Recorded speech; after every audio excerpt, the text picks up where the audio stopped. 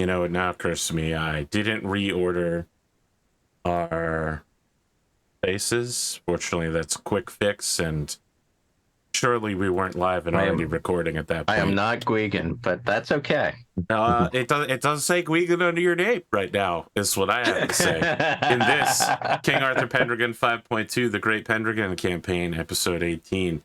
I am disappointed with a very small amount of the audience. I'm sorry. Okay. I assumed it was me. Audience. Yeah, you're not the audience. I mean, I would hope you guys are audience to this show because you're on it, so you have to observe it, assumably. I've had players on my show who aren't observing the show, but guys, if you aren't using spoiler tags to lampshade future events, you have to shut the fuck up on Discord. I'm just going to be 100% real. You guys ruined a huge plot point for Glimo. You absolutely must use spoiler tags. Better yet, just don't talk about future events at all. I'm disappointed in you guys. I honestly thought the community would know better than this. Y'all fucked up. And it's not like all of you out there. The number of people that watch this show and are also on the Discord and talk in the King Arthur Pendragon channel is such a small Venn diagram. And then the number of people inside that circle who fucked up is also smaller. But I expected better of you. What did James say? I'm not mad. I'm disappointed. Disappointed. Oh, that is the dad move.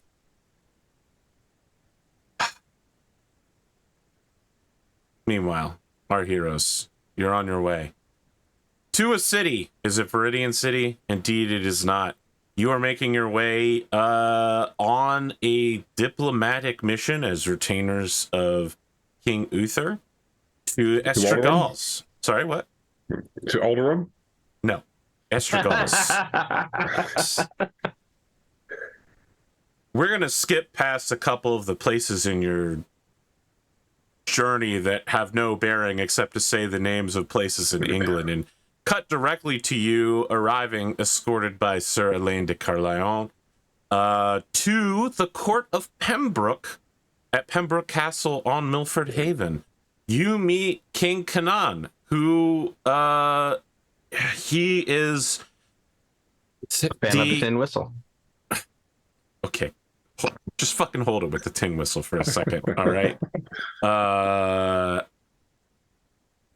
I want to imagine that Pembroke Castle is made of stone, but the wall behind and the feasting hall of this king, it is not as grand as some of the feasting halls you've been in, like Duke Ulfius's in Silchester, or of course the kings in Londonium.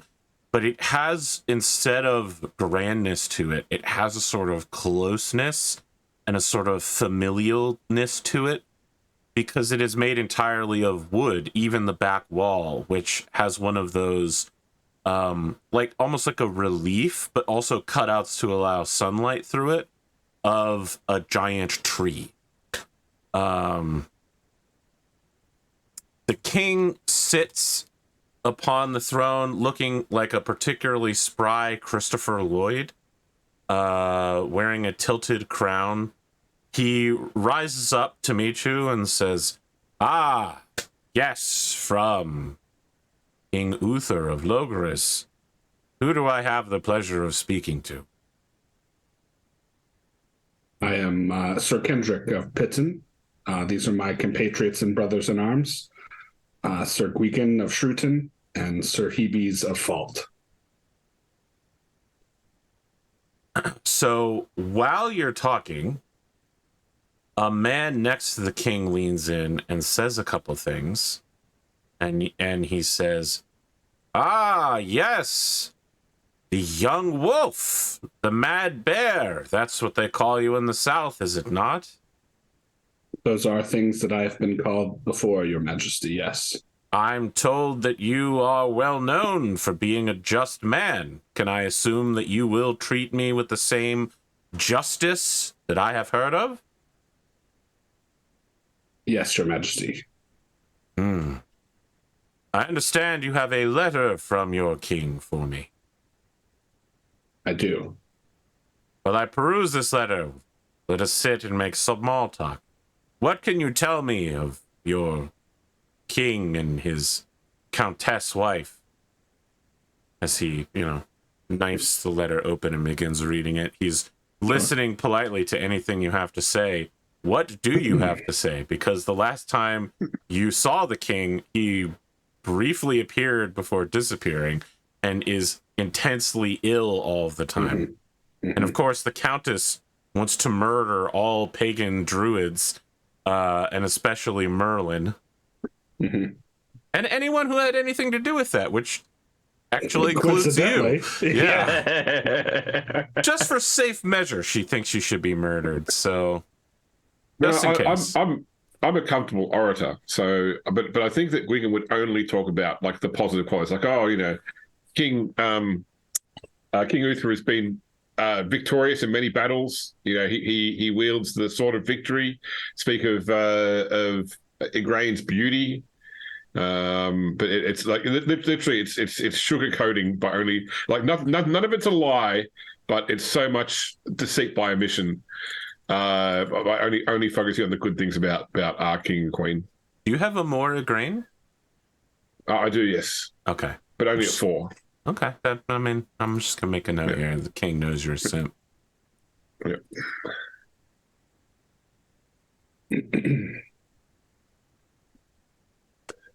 If there's any awkward pause in conversation, Ebes will reflexively tin whistle. You know what? Let's just do it. Let's get this roll out of the way. Let's just do it. I really wasn't trying to roll here. I was just. You said it twice. But absolutely, it's a success. Happens naturally. Amazing. Yeah, just part of Hebe's OODA loop. All right. Oh man. Observe, orient, decide, whistle. Jesus. The U.S. Air Force wants to know your location.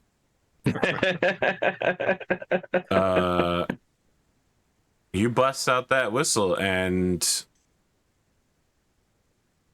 the king looks impressed, and he leans towards you, Kendric, and says, "You have brought a fine entertainer with you." Yes, we were. Sir Hebes has helped pass the time. Yeah, with his skill at tin whistling. I did recall that you introduced him as a knight of the Manor Fault. Are you prone, Sir Hebes, to sudden bouts of jest and musicality? I thought I am, Your Majesty. Tell me, have you seen the Northerner who passed through those lands recently? Afflicted of a similar disease? Do you mean good King Pellinor? Ah, yes, Pellinor. Well, he calls himself king, good King Pellinor, does he? Interesting. I wonder what his father would say to that. And his grandfather. Interesting. I had an interesting ride with him, Your Majesty. I am somehow unsurprised to find that you and he have become fast friends, given that you are afflicted with a similar condition. His lands are somewhat near here, are they not? They are north, the northern north. This is Estragales. He is from Norgales, the northern Gales. Yes, of course. Did you know his father? We were all... I know his father well, yes, and his grandfather as well. Many of them are cursed with the lasting disease of torment of following the questing beast Glantissant. I will say, it did not seem like torment to me when I was following. You followed the beast as well. Interesting. I did. I rode beside King Pellinor, and caught sight of the beast on several occasions until eventually I lost myself in the woods. I'd like you real quick to make a proud roll. Oh, that's not going to go well for me. Well, that wasn't as bad of a failure as I thought it might be. I'd like you to make a modest roll real quick. That is a success on modest. Go ahead and check modest. I will check modest. You would like to share story of your ride beside the king, but actually modesty compels you to not humble brag in the halls of a foreign king while you're on a diplomatic mission, and you remain silent but entranced in memory of following the questing beast, whose calls get quieter the closer you get to it and louder the further away. Is there a moment where, like, the camera rack focuses on Hebe's face while we hear, like, the sound of Pellinor calling him onward, in the distance? I just want to imagine it's like a serial killer movie internal monologue while other talking is happening. Like, it's all drowned out, and it's like that annoying buzzing sound in your ear, and it just Hebe's hears Pellinor like, with me, Hebes, we must chase the beast. Then you snap back to their. It's like Dexter-like. I feel like they did it in Dexter for sure. American Psycho. I haven't seen it, but I understand that that's a thing that happens. Yeah. So how old would I guess King Kanan is? Like you said, he's like a spry Christopher Lloyd. Yeah, but not Christopher Lloyd in The Mandalorian, like Christopher Lloyd in Back to the Future 3. Gotcha. Okay. So like. We're putting him older than King Uther, but not like in his like 70s. He's not ancient and decrepit now. Yeah. Okay. Like he's not gonna fall over dead in the next week from old age. I mean, the thing about old age during this time period is that once you hit 35, it could happen anytime. Yeah, it gets real if bad. You're real ugly, it could happen overnight. You lose 3 appearance points and die. You have the elf pox. Okay. He orders dinner to be set for you all, and you are introduced to his steward, who is not a steward like many of you have, but a full knight of some renown called Sir Orcus. And that's fairly common, right? For people of higher rank, people of means, yes. I feel like we knew the steward of Lycomagus for his passing. Yeah. But like kings and dukes and stuff have officers that are, for like us would be commoners, but for them they are nobles. Sir Orcus is a quiet, unassuming, polite, but also brief man. It seems that he shall be your escort and point of contact. Anytime you need to get a hold of the king, or anytime the king needs to get a hold of you, it will go through Sir Orcus. I feel like he is being played by who's that guy that did the Paddington Bear? James Corday? Is that his name? The comedian that nobody likes. Also does the late night show. Yeah. James Corden. Yes. Yeah, he's James being Corden. played by Okay. James Corden, but like an angry-looking James Corden.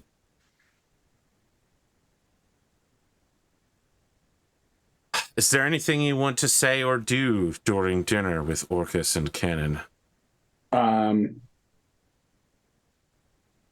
Do it. If I can get a moment with because Orcus is the steward.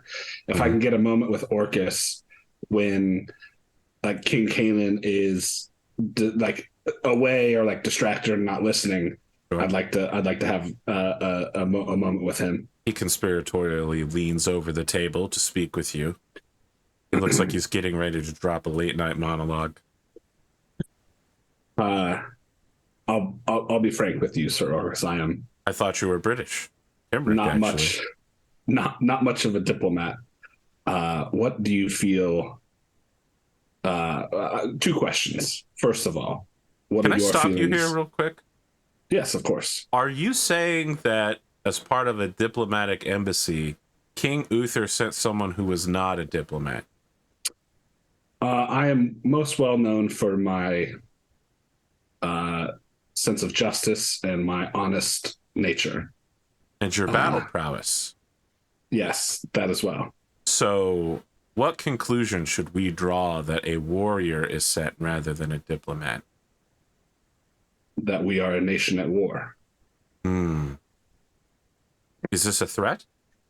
No, of course not. We are here looking for friends, allies, support in our war against the Saxons. I'd like you to make an honest roll. Okay.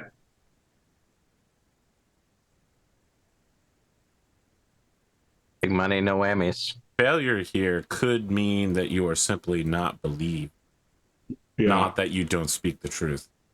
Could I call upon a passion?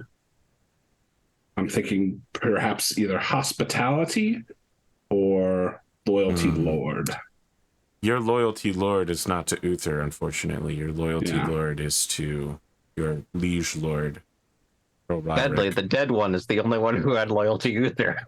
Yes, indeed. I think it really strains hospitality, but I will Sure. allow it.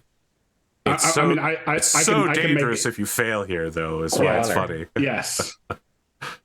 For honor.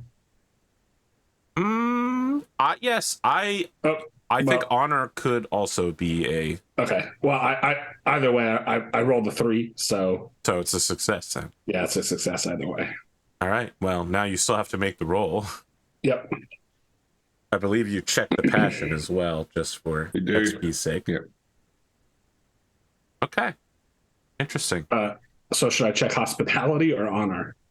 I mean, you rolled hospitality, so let's check that. And check honest as well. He looks at you, and I want to be clear. He believes what you're saying, but that doesn't make it better in his eyes. Mm-hmm. He trusts that you aren't here to... that you believe that you aren't here to threaten him. Yes. And I mean, like... We are like, because we are here looking for allies, but there is an implied threat of not necessarily from Logris, but if you don't stand with us now, who will protect you when the Saxons come for you? It might surprise you to hear that kings in their own halls do not like such words bandied about. I understand even that. In subtext. Yeah. I understand that. I'm not sure that Kendric does. Now, this entire sub-conversation was Orcus interrupting what you were originally going to say. Yes. So now that program has been resolved, we go back to the original chain of events, which was you saying... Well, I'm curious to know what your thoughts are of our proposal, and also your honest appraisal of whether or not King Canaan will accept. What do you know of Uther's proposal? I have not read the letter. All I know is that I was informed to deliver it to the king, and that this was a diplomatic mission to find friends for the kingdom of Logris. If your king would not reveal the details of your own mission to you, why would I reveal the thoughts of my king on that very proposal to you? Well, you also do not know what the proposal is either, but you know why we are here. Had a short discussion with King Canaan. Oh, very well. I'm his steward. He trusts me. Yes, of course. He's smiling as he nods at you when you say yes, of course. Yeah. There's the implied, why doesn't Uther trust you in his smile and nod? Sure. He doesn't say it. Yeah. There's intrigue and subtext here that Gwgan would have really had some fun with. Not Gwgan. Herawd. Herawd. Thank you. Sorry, I forgot who I threw off a roof.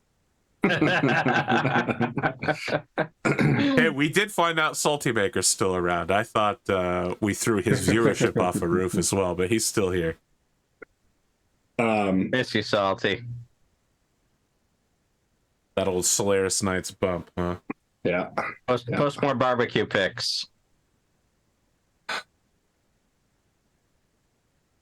I think Kendric says, I am just a knight and I do my duty.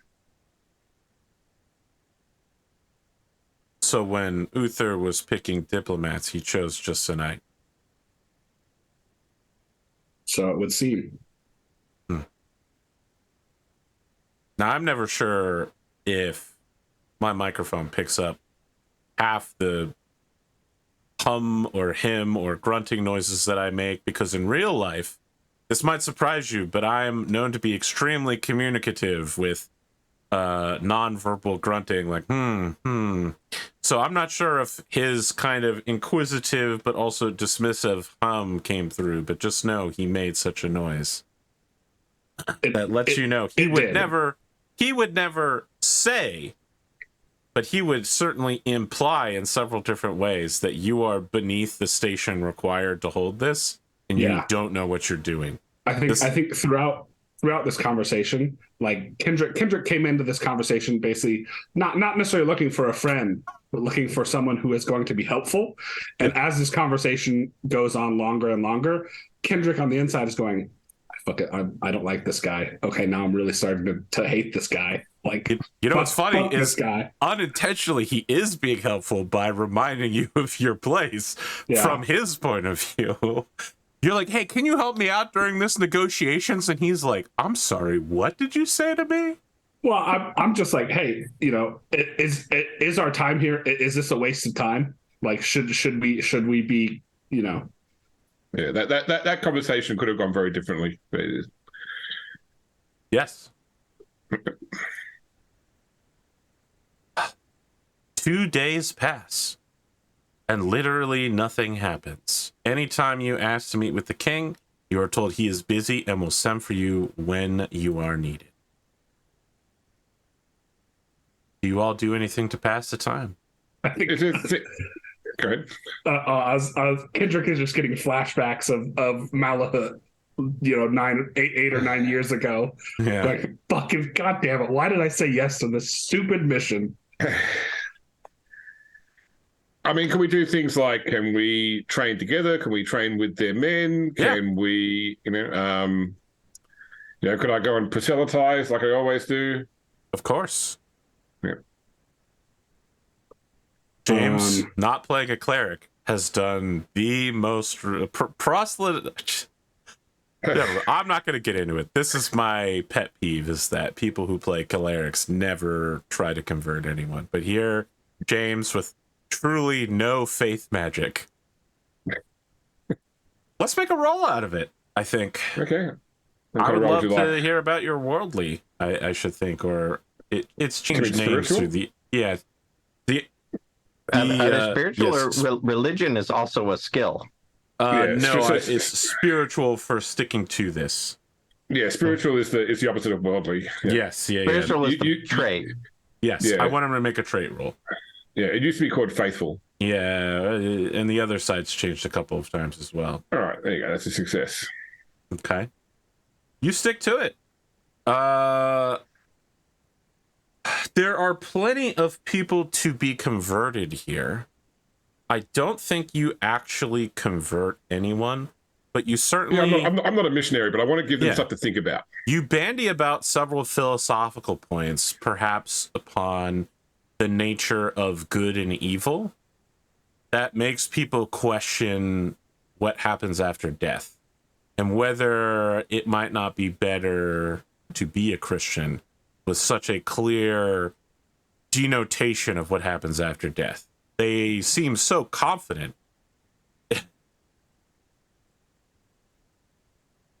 You are invited by Sir Orcus to join him on a rousing hunt with the sons of the king, that's King Canaan, Sir Dirok and Squire Locke. When you say you, is that as in Gwgan or is it our group? The whole group. Okay. Yeah, absolutely. Kendric will go, even though Yep. he doesn't really like Orcus. He does love hunting. Hebes, Gwgan? Hebes, definitely. Hebes enjoys the hunt. He's not as skilled as Kendric, but he enjoys the hunt. Sir Derek certainly is played by Heath Ledger. Heath Ledger from the end of A Knight's Tale, not the beginning of The Knight's Tale. Dirac greets you warmly and immediately, politely, but insistently asks each of you for the tales of what happens beyond the borders of Estragales. Pembroke is located very far from anything that happens. Even the Irish don't invade here. I think Kendrick will tell him the story of when he went over to Francia and raided and fought in the city of Bayeux. He has several questions for you that follow up on that in regards to Roderick's choice to be the first into the city, your ride as the vanguard of the vanguard, the battle against the old French men at arms in the battered armor, the pillaging afterwards. Like, he doesn't know the technicalities of any of this and the movement through the city. He's trying to understand just based on things you're saying without ever having seen a charge of knights through an occupied city. He's very eager, though, and treats you all with a level of warmth that you have not seen from anyone else so far. His younger brother, Locke, follows along on a little pony quietly as well. Yeah, I mean, Kendrick would answer all of his questions honestly and earnestly. I think the sons of kings don't get to get out much because they're too important, unfortunately. It is several days of hunting before you catch anything. I would like one member of the party to make a hunting roll to represent the entire group's efforts. That should definitely be Kendrick, I think. I've got a 10. I have a 13. You are hunting Go for on it. unfamiliar grounds, so you do not get the regular +5 bonus for hunting in Salisbury. Mm-hmm. That is an 11. That's a success. You find a fine boar down out of the mountains of Carrick-Kenner who has made his way to Pembroke dozens of miles. Less a massively fat boar and more one that has several spearheads broken off in it, and it has a scar over one eye where it has clearly fought men before and survived. With several arrow shots, your group downs it and prepares it. That evening, as you are preparing the boar, you are approached by a shaggy man on a pony. He speaks broken language of England. Hello. I see you have prepared animal. Yes? Yes. We just hunted it. You are great warriors? Yes. I am. We are Knights of Logris. Knights. This is warrior above warrior.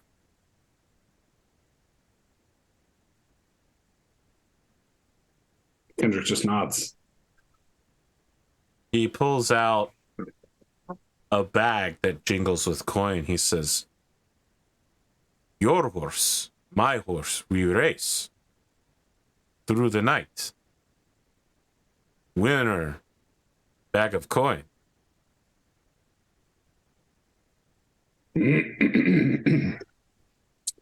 I look at my two companions and see if either of them are going to. Anyone got a good riding skill or feel very confident? I got a 15 and am feeling my outs. I have a decent ride skill, but I'm not interested in this manner of gambling. This manner of gambling. I'll stake you, Hebees. When you say I'll stake you, Gwent appears from behind Hebees.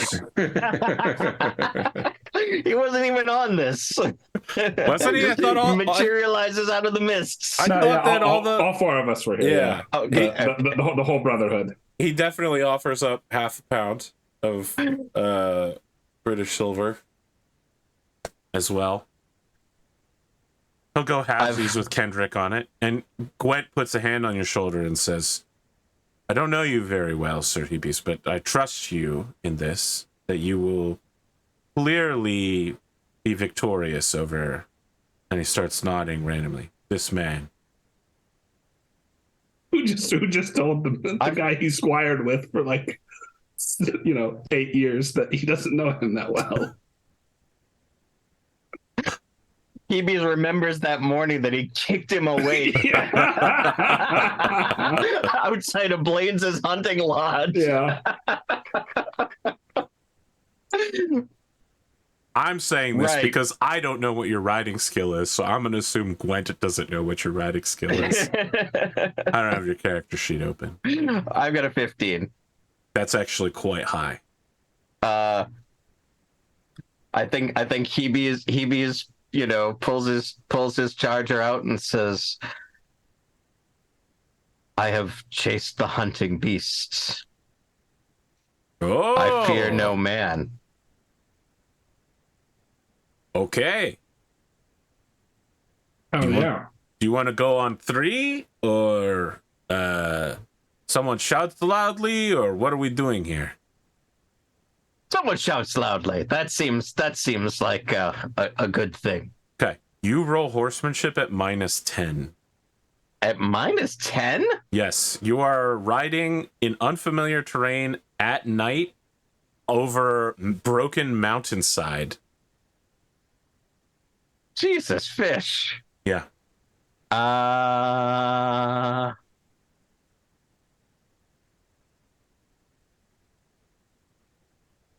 Can I impassion for loyalty order of the axe? Yeah, sure. Again, failure here would be very bad for you, but But why would it be bad? going melancholy in the middle of a diplomatic mission? I've got a 10. I can't go okay. melancholy. All right. Okay. Good luck, I guess. Please correct me if I'm wrong. My understanding is I only have a 10 in the passion, so if I fail, nothing happens. Yeah, if you fumble. I believe it's if you fail, nothing happens. If you fumble, you'll be melancholy. You go melancholy. Yeah. Okay, Yeah. well, You're like, there's only a 1 in 20 chance that happens. there's only 1 in 20. I mean, there's a much better chance that I fumble my horsemanship roll and break my horse's leg. I'm afraid that there's an equal chance of fumbling both of those rolls. That's the way That's math true. works, but okay. Yeah. Yeah, You fair have to enough. roll- It wouldn't. you have It, to would- roll it a wouldn't 20. put me into extra innings with a -10. But Yeah. Go ahead, make your all loyalty. right, I'm gonna axe. loyalty order of the axe. Yeah. I You get a succeed. +5. I get to check loyalty order of the axe. As I this can- kicks off, this dude immediately begins scrambling on his little mountain shaggy pony at high speed, and you're like, what the fuck? Lord of the Rings elven music plays as you turn over your shoulder in slow motion. You look at all your companions. You see Gwent going, go! I succeed. 6 on a 10. Hell yeah. Despite everything going against you, and you clearly being fleeced by this man who has set you up to lose, you are filled with determination by the faith of your fellow knights who, without their cheering, you would have failed. Very true. 100%. You realize part of the way into the race, no one ever mentioned how long it was or where a finish line was. But after you pull ahead of him for a comfortable time, you hear him shouting to stop, and he simply tosses you a bag of coins with £1 in it, 1 libra, before continuing to ride. Like, he tosses it at you in a way that would be lethal if the bag was open. He's riding past you, and he tosses the bag. You get hit with it, he's like, oh! And he keeps going. He waves jauntily as he goes past, but he quickly disappears into the darkness.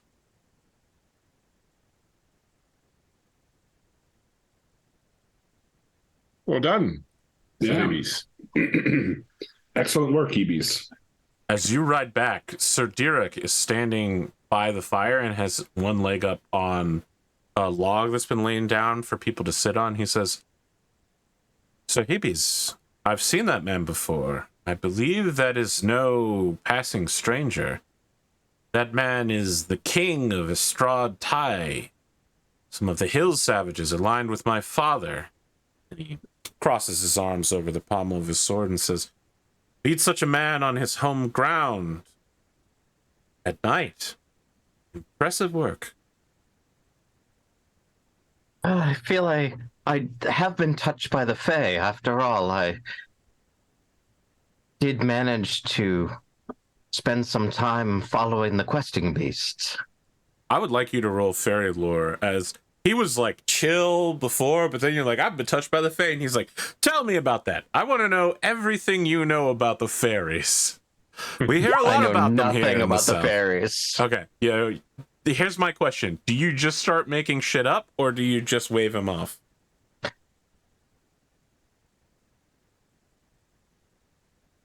I think What I'm asking is, will... are you entertaining him with like stories that you've made up just to humor him? Hebes will tell his version of what happened following the questing beast. He has no idea really what Glentissant is, and I guess Kendric told him, so this is like his retelling, but he's not pagan, so he doesn't understand any of this shit. So a whole bunch of it is wrong, and also, like, you know... Just to be clear, Glentissant is not tied to paganism. It's tied to the island of Britain. Okay. Well... It's just a thing that exists. It's tied to paganism now. That's what, like, you know, he was there, that's what Hebes just made it. He got so caught up in the moment of it all that Hebes doesn't understand what happened, and he has heard everyone else tell these stories about what happened to him, so he's telling his version of what everyone else said happened. Despite the fact that he was there, he doesn't really know what really happened. This is the Crown Prince, and you have misinformed him of a major piece of continental history, and that will probably alter the course of events in the world as a result. But this kind of stuff happens all the time.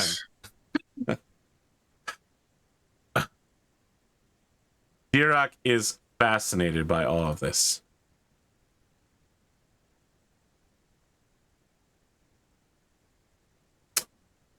Is there anything you want to do before you return back to Castle Pembroke? I don't think so. I mean, I'm curious, do either of the princes have any opinions on Logris, or is it just so far away they don't even think about it, basically? They have never been there, and I mean, for them, it's it would be the trip of a lifetime to travel to somewhere like Londonium.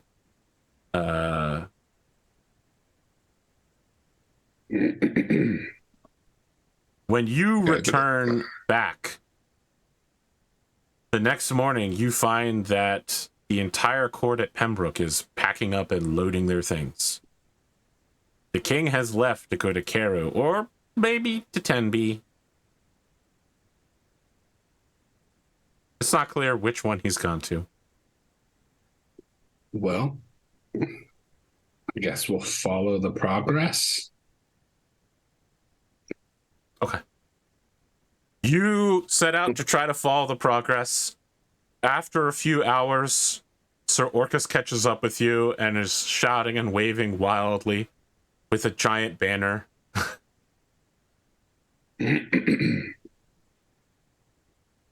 Sir Orcus. Sir What is Kendric, it? you're headed the wrong way. I see. You'll want to go to Castle Tenby. That is where the king is. Very I well. apologize about the lack of communication. That's quite all right. If only you had come to speak with me before leaving. Perhaps this could have been avoided. Yes, or well, it could have been avoided several ways. He nods. I trust you will lead the way to Tenby. Oh, of course. That would be my honor.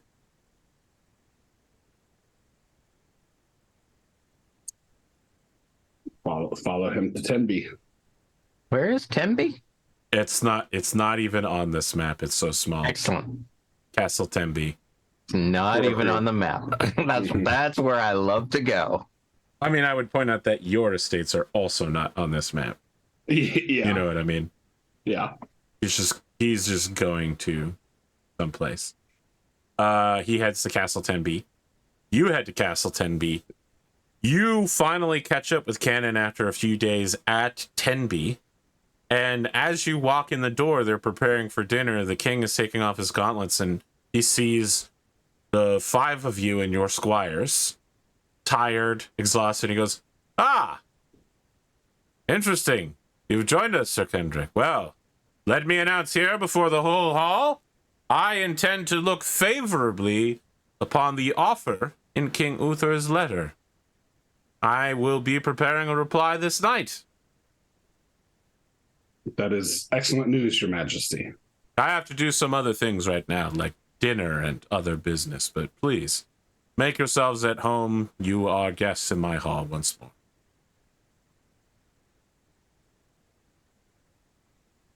Thank you, Your Majesty. He hands his gloves off to a servant nearby and continues to walk away. He Christopher Lloyd's out of the room. There's a lot of personality in that walk.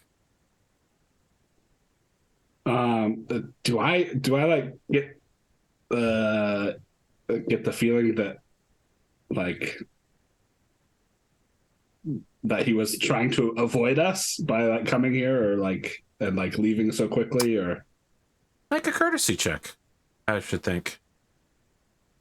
Can I make one as well? that's a success for me. Sure.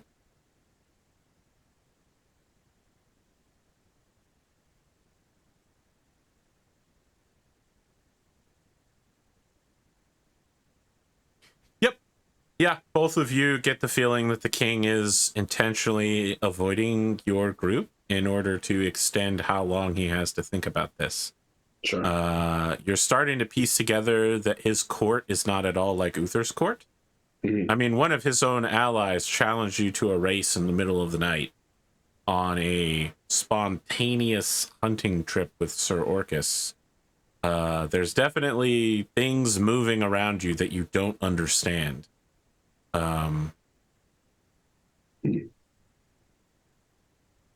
So the challenge, being challenged by the king of like the hill tribe or the hill people is like, suspicious. Yeah, Weird. and is that like, was that like a further delaying tactic, or is that like a sign of like King Canaan I'm giving may you not what I'm have- giving you there. Okay. It's weird Okay. enough that you note it as part Yeah. of courtly intrigue. Okay. However, you rolled courtesy, not intrigue. Yes. So Yeah, that's fair. Okay. Let's sit down and have some dinner, I guess. okay. Now, I'm saying that the book says to allow each of you an opportunity to make one courtly roll at this next feast of the king. If there's anything you'd like to say to the whole court in general. Perhaps amusingly to you, only about 3/4 of the people who you saw previously are here. some of them seem to have gone to the wrong castle. Interesting. You may not be the only one that the king is avoiding. I might, like during the dinner, if it's appropriate, make some sort of speech about the wonders that we've seen in Extra Gales, like the lands, the people, whatever. Like, like we're going to go back and tell our king about these wonderful things about this nation. So I'm just basically simping for their nation, basically. Oratory, you think? Whatever you like. Courtesy, oratory, I don't mind. Either way. I think oratory, perhaps. Okay. I'm not as good at that, but I'll give it a go. I've been working on it. Oh, you guys do succeed. You can go ahead and put a check in it. You know what? You two can put checks in courtesy as well for your earlier courtesy rule.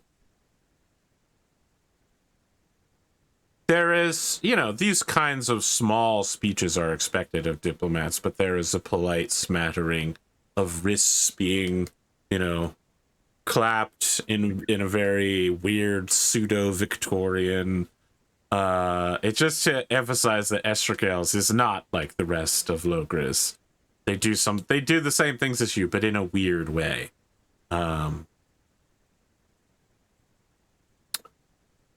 Everyone talks about how fine the country is after you make your speech, and are all nodding, and they're like, yeah, you know what? If even Logris thinks that we're great, we must really be great. I think you get the idea that a lot of these people here think Logris is like an equal or only slightly larger size kingdom, and that you have equivalent levels of military power and social status, whereas Estragales is like not even as big as Salisbury. They're just located so far from it, and they never leave home. Kendric, Hibbies, anything you want to do? Oh, I should mention that Gwent is going to get a rousing set of gambling with his new card game that he's floating and testing. Yeah. Looking for a 13. He cleans up. Oh, no. It's not that he cleans up. I think he loses money in the process. But his game is spreading like wildfire through the court. This court is starving for anything to do, right? Even making fun of messengers from Uther isn't really that fun. They've got nothing going on. They're even farther from civilization now that they're at Castle Tenby. And the idea that he has several pre-made decks ready for sale at what is, for them, truly a low cost lets him clean up with several pounds of sales. Sorcery the Assembly. Wow. Yes, this game is so much more popular in this court than it has been anywhere else ever. This too shall alter the course of events throughout the entire continent of Europe. Sorcery the Assembly. I don't think Kendric has anything that he wants to say to like the court as a whole, but like, throughout the course of the feast, I think he will, if there's entertainment or if there's anyone singing, Kendric will sing a few of the songs that Herawd's jongleurs. Oh no, there are definitely calls for Sir Hebbies and his tin whistle, which have become. Oh yeah, of course. You don't know how it's become so famous. Perhaps the king has mentioned it to several close advisors, but. I'm sorry. What was the name of the gentleman who challenged me to ride? You never got his name. You only know him as the king of Yestrad Tai.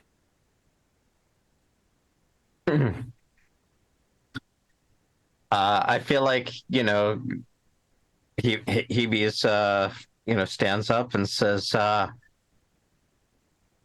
I dedicate this to the ride of Yeeby's Tide, and plays a very popular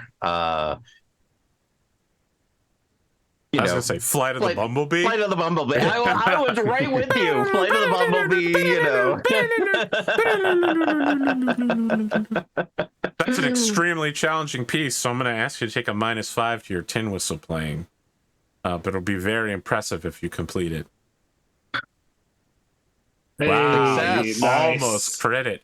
Everyone here is deeply impressed. I'm going to write down that you are owed 5 glory for inventing a song to mock your enemies. At the court of Estragales to Hebes. It shall be spoken of for some time in these lands. Kendric, I believe you wanted to sing songs written by Andre the Younger. Andre the Younger, yeah. The don't forget about old Andre. No. You're singing the songs from him when he was just Andre the Younger. I want to assume you're singing the song he wrote about you and your big hammer. For sure. Okay. Nothing arrogant or conceited about singing a song about having a big dick. That was a success. Okay. I would like you to test lustful. Okay. Also a success. I'm just going to give you the option if you'd like to try to restrain yourself with chaste, but... Okay. Also a success. You can choose what you want to do here.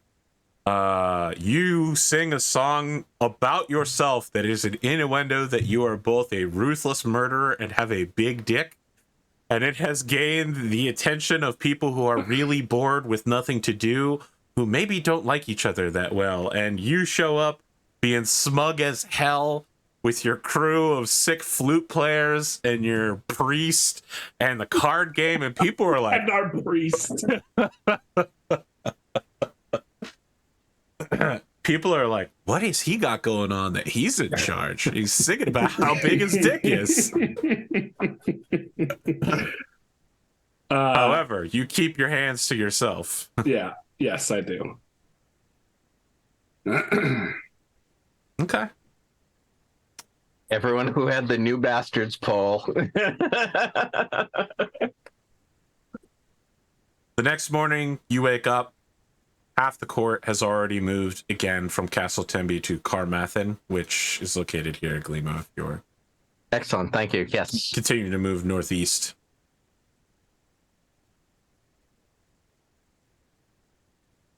Okay. Yeah. So we is Sir Orcus around? You go to look for him this time, and he's sitting at his desk writing a monologue for the night's. Every night that he's feasting with the king, he does a recap of the day's events and any foreign news, and he tries to be funny, but it's mostly painful to everyone around him, which is the funny part to the king, is how cringe it is. He's really becoming James Corden. He stands up and he says, "Oh, Sir Kendric, I was just coming to get you. The king has moved the court to Carmarthen. I will take you there." Very well. You know, Carmarthen has a connection to you. Does it? Actually, yes. It is the birthplace of Merlin. Interesting. Is it one of those towns where like all the street names have been renamed to be something to do with Merlin? Merlin, yes. When you arrive there, there are little kids in the street offering to take you on the Merlin tour to Merlin's Shack, Merlin's Fountain, Merlin's Raven. For just a few handfuls of your lightest coin, they will take you on the Merlin tour. I think Hebe is just starting to believe some of his own bullshit at this point. It's just like, so should I lead us on the tour? No, riding to there. Carmarthen. Okay, sir. The sir looks at you and says, Very well. If you think you know the way to Carmarthen better than I do, please. I would not stop one of Uther's chosen diplomats.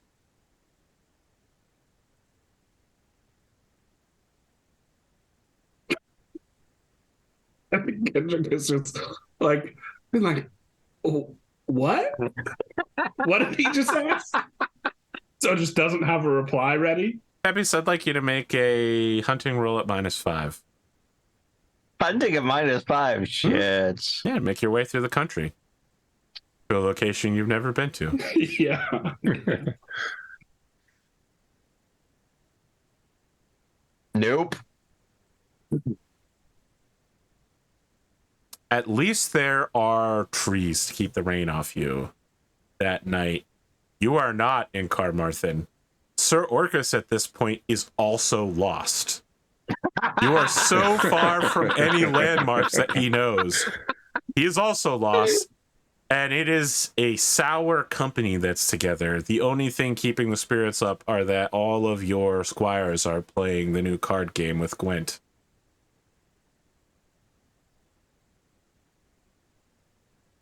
Oh.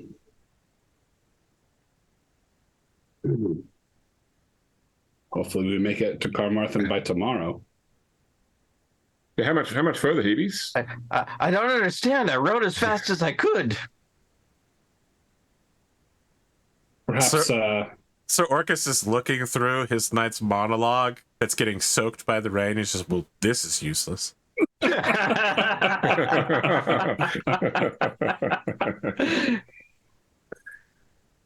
perhaps Sir Hebe's Sir Orcus can take over leading us tomorrow.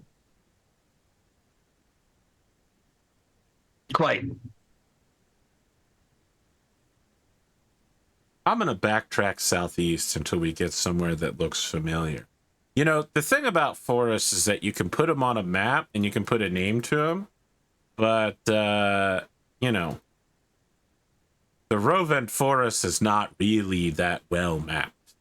And it's honestly not safe to be out here at night, despite the fact that we're almost 10 grown men and boys covered in armor and weapons. There are strange things in these woods from time to time. You Tell me more about the strange things. No, I'm going to go to sleep. I need you to understand, Sir Hibbies. This shouldn't be a diplomatic incident, but I am upset with you personally. This is not the Kingdom of Estergale is upset with Logres. It's just I'm upset with you because you're a jackass. And he just goes into the tent his squire is setting up. Well, that was rude.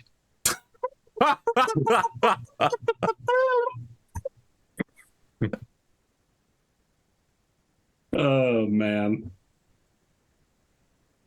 The next day, you arrive at Carmarthen to some mild level of court mockery, although it should be noted that now less than half the original court remains here.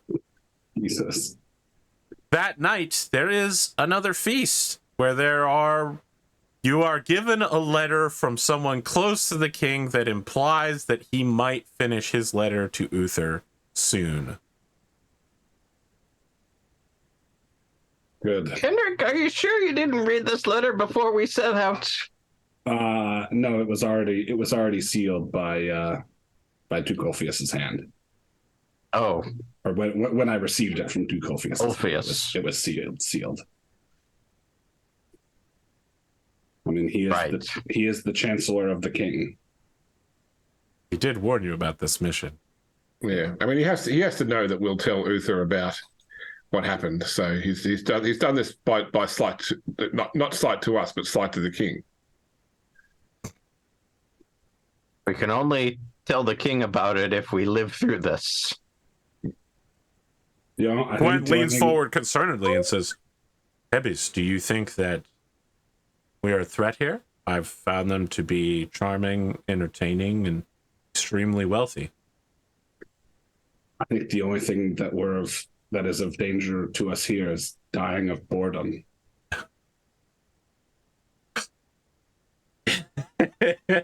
Gwent teleports behind you and it says, "So you're bored?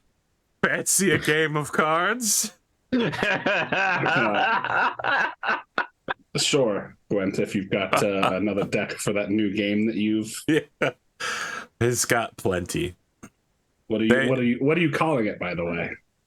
He says, "Oh, what I'm calling it is," and then the scene cuts to the king, Sir Dirac, Sir Orcus. I'd like all of you to make an awareness check.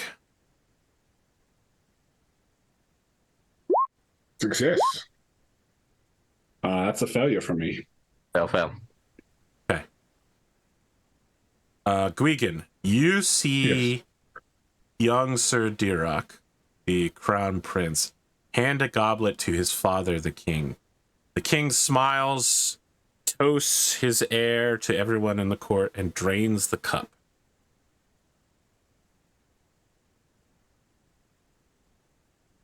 Cheers. You're toasting as well? Yes. I mean, we're raising. The vessel with the pestle has the pellet with the poison. For no reason in particular, you're drinking your whole goblet of wine, Kendric? No, but he takes a sip.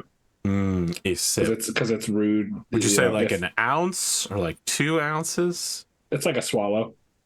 Okay, I'd say that's like an ounce and a half worth. Like a shot glass. Yeah. Mm-hmm. Abby's, how about you?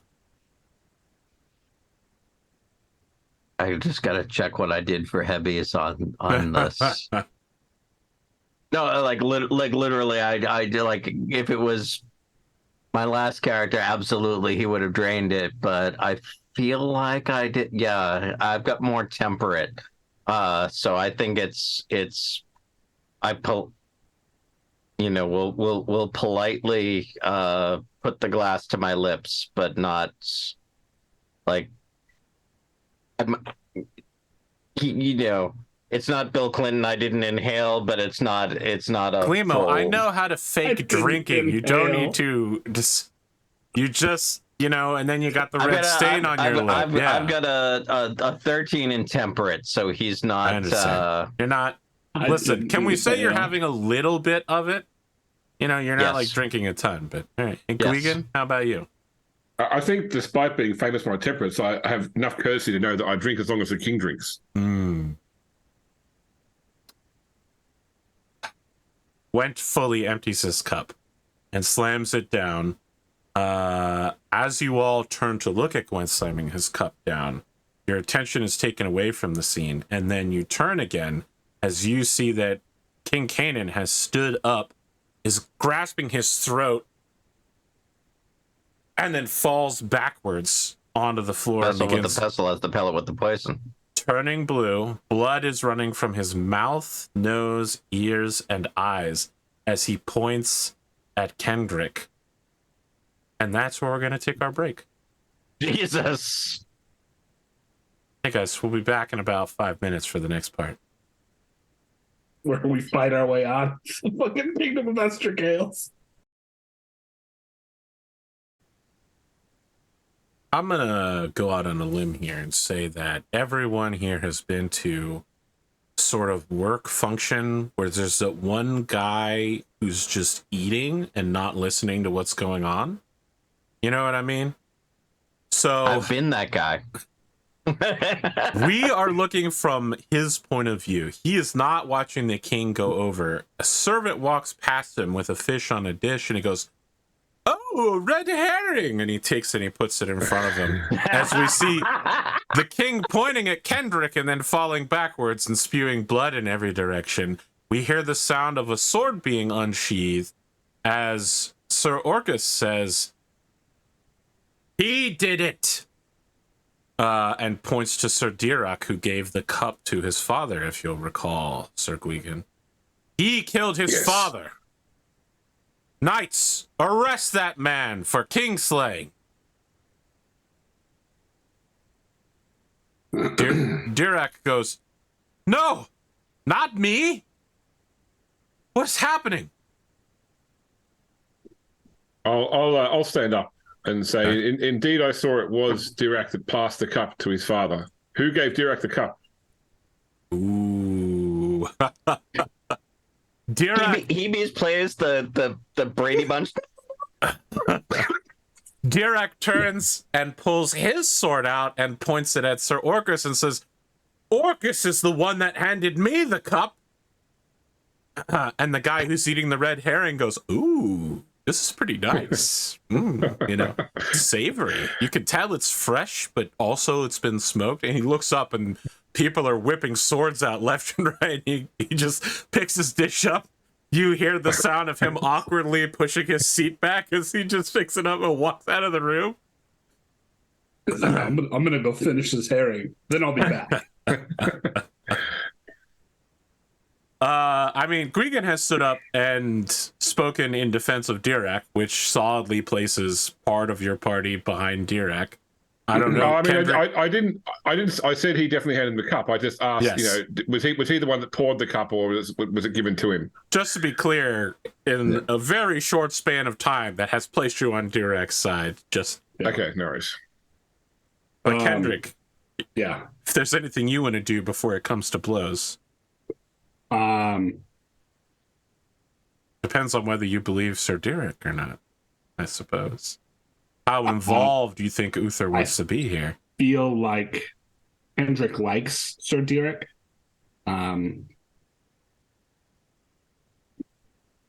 And he will call, like, shout out, be like to other knights in the room, and shout at them to stay their hands. This is not a time for further violence. We must understand what happened to the king and who is the true culprit here. Well, can we read a licensing first aid? To the king?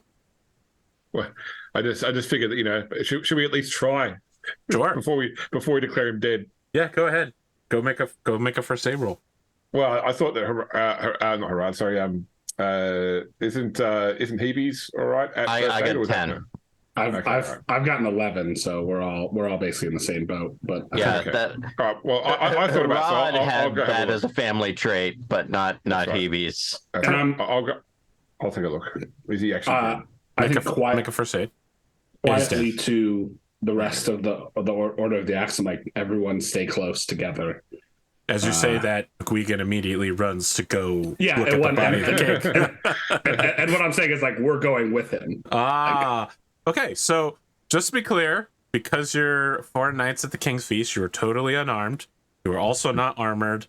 You are getting in between Sir Dirac and Sir Orcus, who are both armed but not armored. You have now fully fucked this situation up. Orcus is sneering at you as you get in his way. And, you know, you've called out for knights to understand what's going on here. I would like you to make a just roll for sure. Okay. Yep. So, to be clear, as long as your next move is to leave this place with your knights, no one here will stop or harm you in any way. You are free to go. The violence won't kick off until after you've left. Unless you change things. Yeah. This king is fucking dead. You don't need to do a first aid on him. I mean, he's lost Yeah. enough blood that he's dead in a handful of seconds. So I don't know how long we could have to have a conversation amongst ourselves, but I'm saying, like, this, you know, this isn't justice. Like, we need to know if Orcus handed Dirac the cup. If no one else saw it, then the only way to solve this is a trial by combat, so that God can tell us. When you say that, Orcus says, "Very well! Trial by combat!" This is why I'm speaking quietly. Yes. Do you agree, Sir Dirac, that you shall defend yourself from my charge of kingslaying through trial by combat? And Dirac looks unsteadily down at his sword and says, yes, I do. I agree to trial by combat, Sir Osric. You will die for what you have done to my father.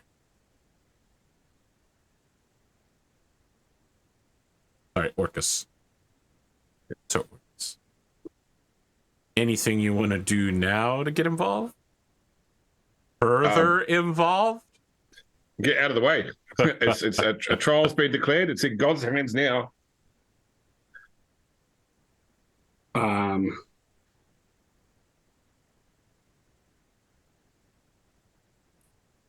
What do I judge the skill of Sir Dirac? Like, oh, interesting.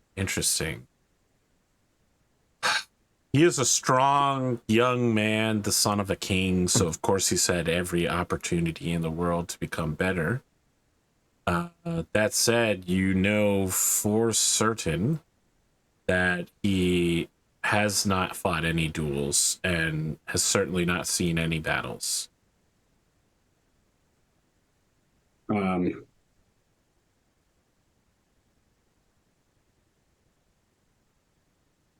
I think Sir Kendric will say to him, as the challenged, it is your right to name a champion, should you wish it. Are you offering? Should you ask me, I would stand for you. He holds out his right vambrace for you to man shake on. Oh, shit. Okay, you sub in for him. Things just got real. Yeah. Orcus throws his hands out to the side and says, "Bring me my armor. I will take on this foreign interloper, and Uther will pay for his interference in this court's affairs. I take this to mean that the kingdom of Logris is behind the murder of King Canaan." I interrupt him and say to Hayden, "Bring me the hammer." Yeah, I mean, are you also holding your arms out dramatically Iron Man style for a 15-minute suit-up sequence? Yeah, for sure. Okay, the two of you hate stare at each other at the head of the battle, the king exsanguinating between the two of you. As the nobles are basically like, they were going to get involved. You talk them down. So now everybody's seated and having their food again, and red-haired guy has re-entered. He's definitely finished that herring for sure. Yeah. So meanwhile, totally the blank style, Kendric, Hebes has cornered a couple of bards, and we're totally like playing background montage music while Kendric is armoring up. I want to imagine that because Dirac, I've described him as being Heath Ledger, it's anachronistic stuff from like modern pop music. You know what I mean? It's totally like the $6 Million Man soundtrack. Oh my god. Okay, Kendric. This guy is strapped and ready to go across from you. His armor has been blackened. You can see he's got a very similar coat of arms to the King of Estragal's, which would in some way imply that this man is also a member of the family, perhaps distantly so. Mm-hmm. Like a cousin, perhaps. Could be. Orcus just lowers his helm and says, "Get fucked." See, just, he's kind of been very James Corden-ish so far, and right now he's gone from James Corden to a very serious Lethal Knight. Like, right. All of that sort of, I wouldn't call it charm, but like schoolboy nonsense. Not even school, but he's just kind of been kind of mean to you along the way. That's gone. There's no emotion here. It's just murder in his heart right now. This is his one shot, his one opportunity to be the fucking king. Mm-hmm. I mean, look, I'd rather fight James Corden than fight Heath Ledger.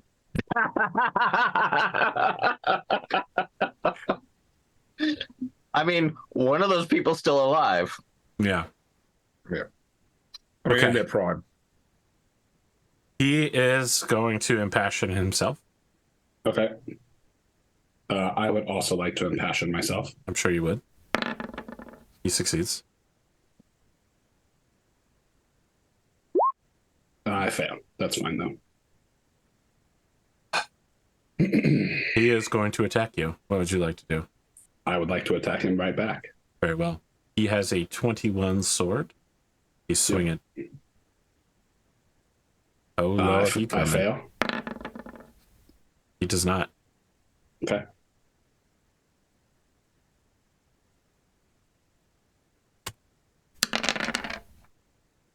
$16 against your 10 armor. So that's a wound of 6. Oh, you don't get shield because you've got your Yeah, hammer. I'm two-handing macing it. Well, he also failed, but yes, that would be the other reason that he would not get it. He smirks beneath the helmet and says, "If you aren't ready to battle here, I will allow you to withdraw and consider that to be a forfeit on behalf of Sir Direk, Kingslayer." You may have drawn first blood, Sir Orcus, but it will be yours that stains the ground here when we're finished. He flicks your blood off of his sword, holds it out to the side, and says, "It's about to be First Blood, Part 2. Again, remember, this is James Corden. Yeah. Nothing more anime than that. Anime? I feel like that could have come straight out of Highlander. Come on. Not everything in this world is anime. I fucking red herringed you earlier. Was that anime? I think that was more like Blackadder. Let's roll. He's got a plus. Oh, I definitely failed that because I rolled incorrectly. I got a 6, so I believe that I will succeed. Yep. I mean, oh yeah.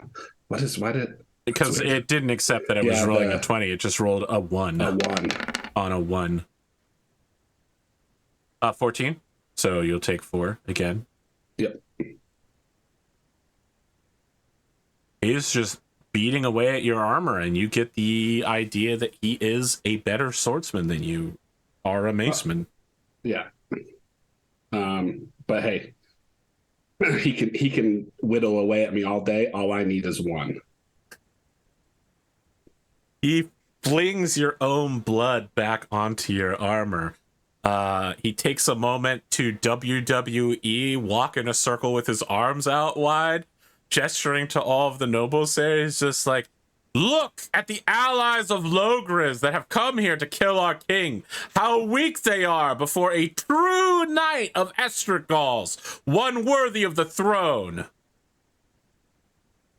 That's a critical. Okay, well, all I need to do is roll a critical then. All I need is a 19 or 20. I was on an 18 for a second. When he started fucking monologuing, I was like, this is it. It's over for him. Okay. It's 44 points of damage. Evie's and his band go, "Bop, bop, bop."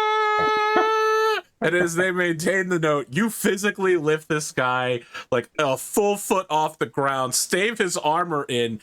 The metal of his armor is poking into his own guts, causing him to bleed out, much like the king that he just killed. He hits the ground on hands and knees and rolls over and is crying. And just like the king, he shits himself as he dies. Immediately and instantly from overwhelming damage. The court that was like, they're kind of getting, they weren't like, yeah, fuck Kendric, but they were kind of like, ah, yeah, blood. Are like, whoa, oh, whoa, whoa. Then look, someone like red herring guy pulls out a handkerchief and goes, "Whoa, such barbarity. This is Estragals." And I think he just starts sniffing something behind his napkin as well. Kendric will pull off his helmet and say, "By the right of trial by combat, King Direk is innocent. The king is dead. Long live the king." Oh, wow. You have really fucked politics here. You did it. So just to be clear, you didn't just kill Orcus. You've also, as Uther's ambassador, declared Direk king. Incredible. Let me just write this down real quick. Oh, my God. All right. So you You killed Orcus. You interfered in the investigation in the first place because Gwgan got involved. And you also declared Dirac king. Okay. These are truly momentous events, and like many of the things that have happened so far, but on a much, much more serious scale, this will have continental repercussions. Might have broken GPC. It will take much more than this to break the GPC. Nothing to the tune of sorcery. The assembly though. That was truly the straw that broke the camel's back. Sorcery, the assembly is the game changer.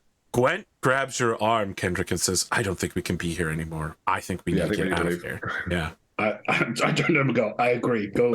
We need to get the horses ready. It's certainly not the first time you all have had to pack your things and move to a new court recently. No. It usually doesn't happen not directly to be after that guy, drinking. but don't we need the new king to sign that document before we go? That would be a really good time. Gwen is just like, I'm going to be flat honest with you, hippies. Kendric can't declare this man king. That's not even remotely how kingship works.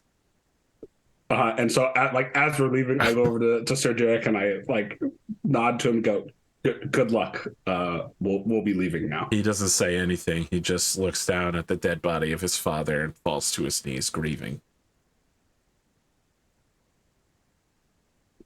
You leave.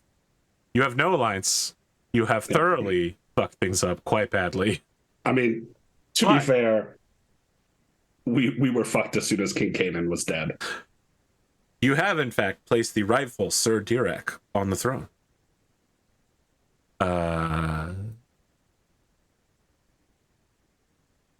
You begin to travel, I expect, in haste. As you are leaving the land of Estragals with no honor guard, it is difficult to remember exactly how you got here. And things are falling apart quickly. The land is evolving into civil war. While Dirac is declared king several days after you have left, that is meaningless to many of the lords who either hold up in their own manors, estates, and castles, or send raiding parties out to quickly overwhelm their neighbors and expand their lands at the expense of everyone else. Banditry picks up as well, and we're not going to roll for it. You are attempted to be robbed several times, but you're well-armored knights with 10 adult males in your... Like, some dude walks up with a knife and he's like, "Give me everything you... I'm just going to go back behind this tree." Yeah, it's the classic Skyrim. Like, we just watched that guy eat the soul of a dragon. Let's rob him.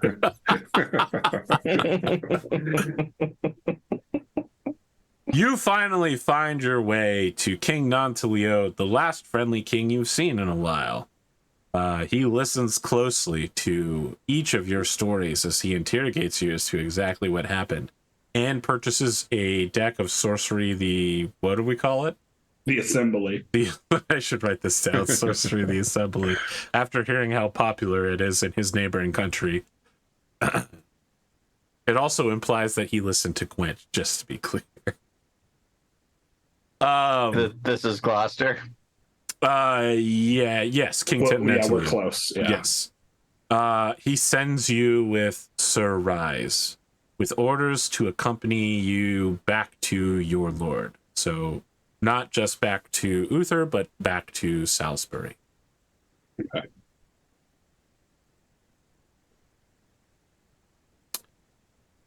Do you go back to Castle Vagon or to the court at London as you make your way home?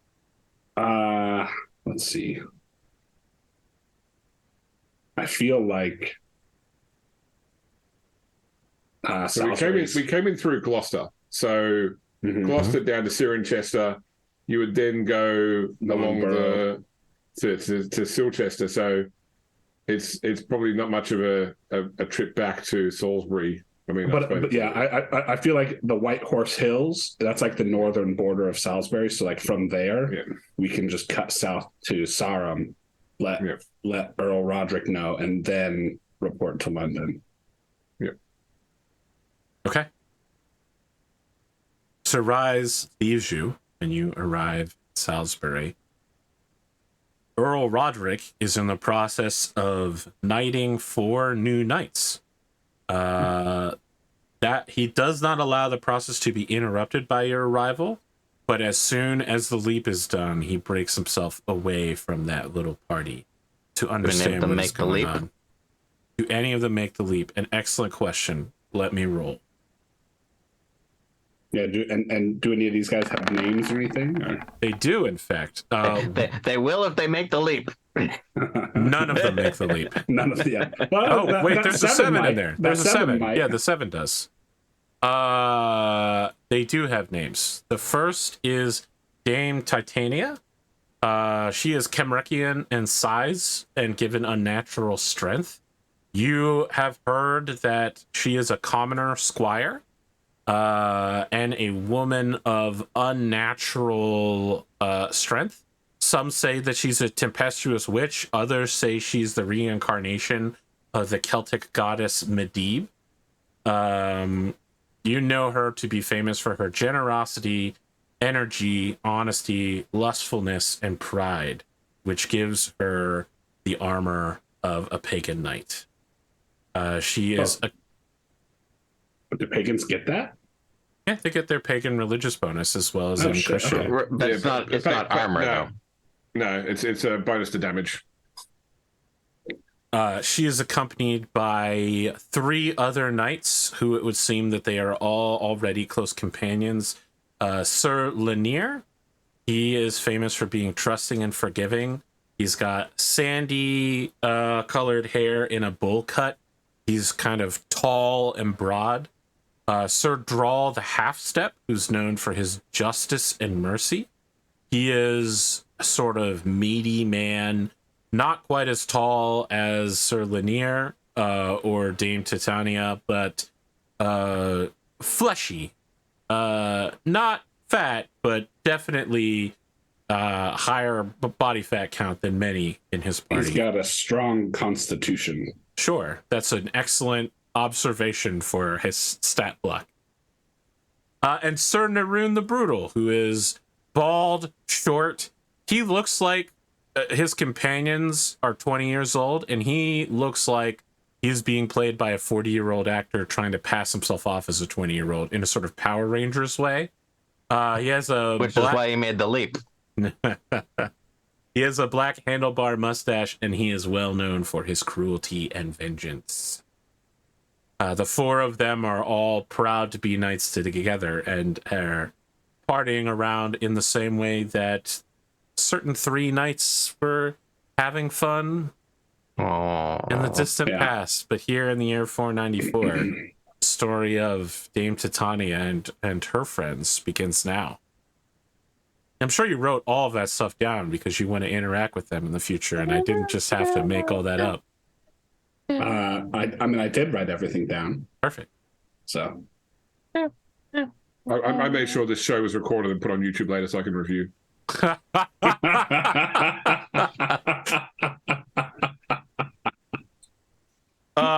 Excellent. So it's so there's like 2 camera views of this, like they're all happy and whatever, and then there's the camera pull out and it's us looking at them, and that's when the sad Scrubs music plays. Yeah, for sure.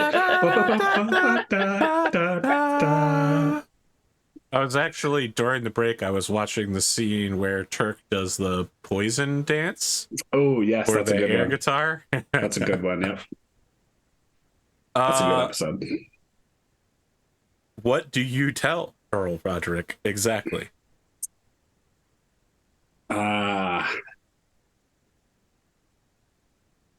Our mission ultimately was a failure. King Canaan is dead, and there will be no alliance with Esther Gales. He looks at you very seriously and says, I don't have a fucking clue what you're talking about. Of course. So I will start back at the beginning then and give him Back the at rough. the beginning, when you were sent on a secret message from Uther. Yeah. I'll give him the cliff notes of. We just replay the last episode and the first half of this episode at high speed, one frame every 30 seconds. You know, it's just. Only there was Pascal Jaden in this.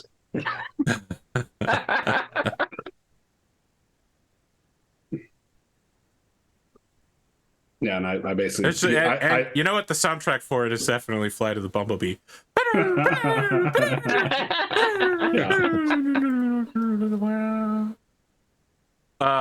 Yeah, I mean, listen, the thing is, you approach this guy, but he didn't know you were even leaving on this mission. All he knows is that Uther needed you for something. You come back and you unload on him with like everything that happened, and he's just like, oh, wow. What the fuck?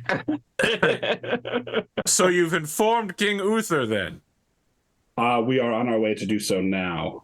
And I will not hold you unless there's something else you need to tell me.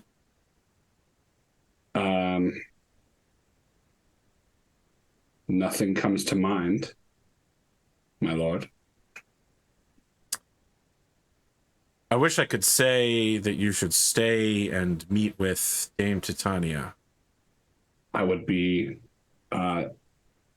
unfortunately, duty calls, though it would be very nice to spend some time with the 4 new knights. Her companions are all mannered on the western side. They were raised together. It is my hope that, like Hebius, she earns recognition for a manner of her own soon. I suppose all she'd need to do is hold off the men trying to kill me. Are we all having this conversation? Yes. I would assume so, yeah. I'd be happy to meet with her and offer her to. I could invite her with. Not now, obviously, but when we return, I'll happy to meet with her. And if she is of the quality that you speak, then I cannot ask this of you, and she may not agree. Her beliefs on sovereignty are rather absolute, in the same way that Queen Medivh, as sovereign goddess of her county. Well, that's an ancient story for the Irish, I suppose, but approach her with caution if you intend to offer this. Make sure that your heart is honest and clear, Sir Gwgan. Not that I would ever question a Christian man, it's just I wonder if perhaps she has a way of seeing through people. Well, I'll speak with her upon our return. Very well. Will probably be at least a week or so. I look forward to your return, and we will need to decide how this will affect Salisburian affairs. I'm off to have a steak. Enjoy the feast, my lord. Mm.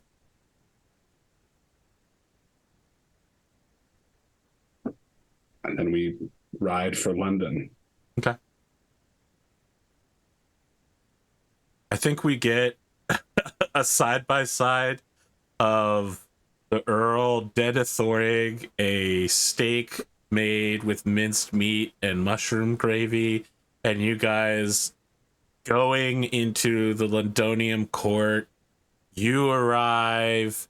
We get Kendric talking to Ulfius. Ulfius just throws a book at you that misses you and hits the door, and he's screaming, "Get out!"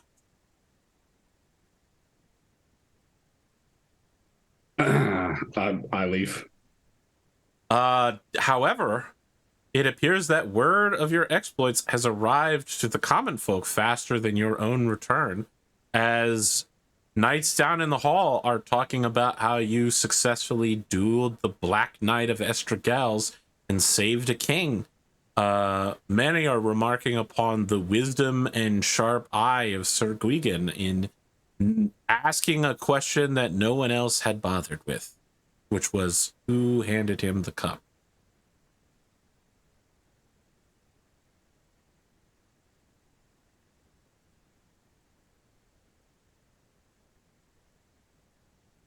What would you like to do next?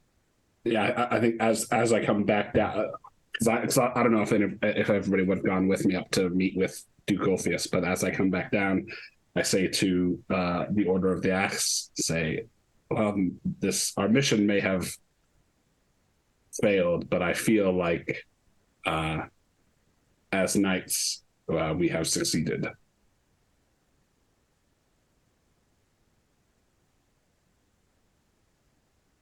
Yes, I think that. Well, I mean, I know this is not your way, but I believe that God worked through you to see justice done there, Kendric. So I think that whatever we left behind there, it was the right thing.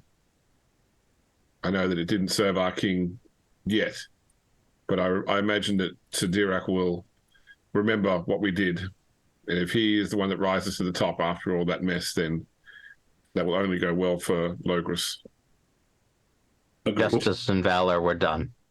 Gwent comes over. He's been half listening, but also half selling more people on Sorcery, the Assembly, and he says, listen, I just got done talking to several locals.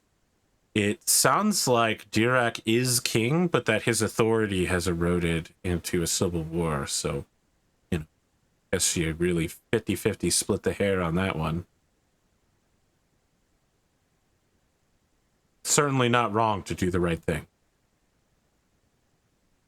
And, And if killing a foul knight is a bad thing, then I don't want to be right, he says as he turns and leaves a rock ballad playing behind Gwent. I said a rock ballad, not a single guy on a tin whistle. I'm going to be real. You get what you're giving, Arthur. I just want to indicate that Gwent fucks, just to be clear. Yeah, for sure. Yeah. We take like a night's rest here and then, or at least, It's better than taking a squire's rest, I suppose. Yeah. And then once again, back to Salisbury. I think, actually, do you mind if we spend a couple of days in London? I have actually a couple of things I'm thinking of doing in town. Okay. I'm okay with that. Yeah. You can always go, peruse the markets or whatever, I guess. I don't know. I mean, let me be clear. Like, London at this point in time just smells like manure and human refuse. Mm-hmm. It's like, it's not a nice place to be. But while we're in town, Arthur, I want to see if I can procure the services of someone with a ship capable of sailing across the English Channel. And I'm also looking at finding somebody who may have traveled the continent who would be willing to work as a retainer for a year or more, probably 2 years, to act as a guide.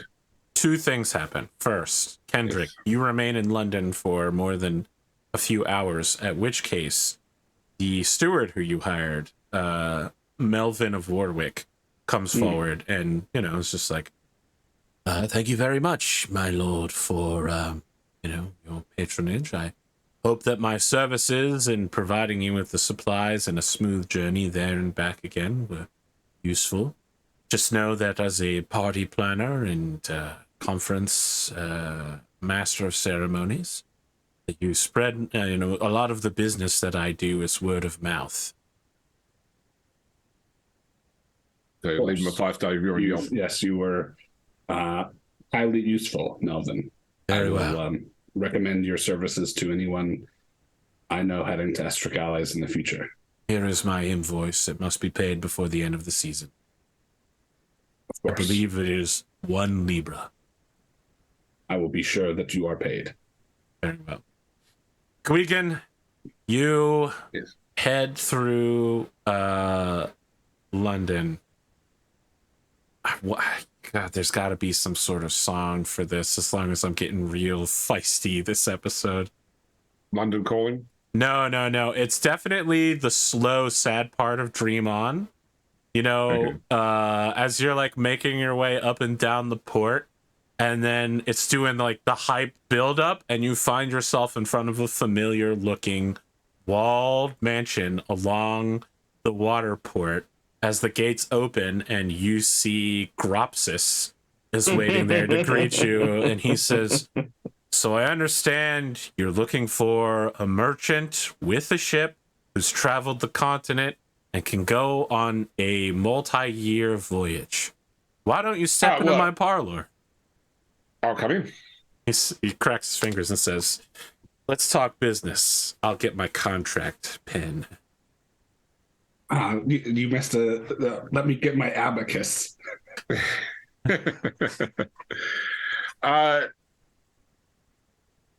Gropsis, I've been speaking with my cousin, and I wanted to give her eldest and my eldest an opportunity that I never had.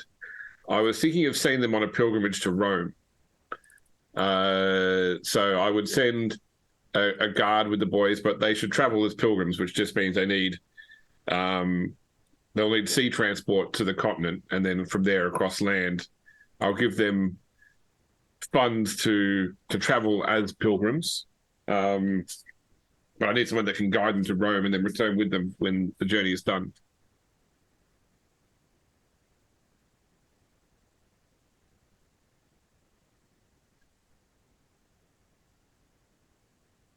He barters back and forth with you. It's going to take an awful lot of supplies and time. He's asking for a minimum of 20 Libra to make this happen. He will go personally to ensure it. He does ask for one other thing written in the contract, however. Yes. He would, and this is a negotiable point to be clear if you don't agree with it.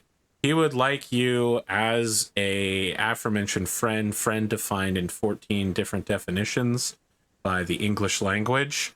Influence Sir Hebes to the best of your ability to raise any male children, i.e. heirs, potential heirs, in the manner of his own people.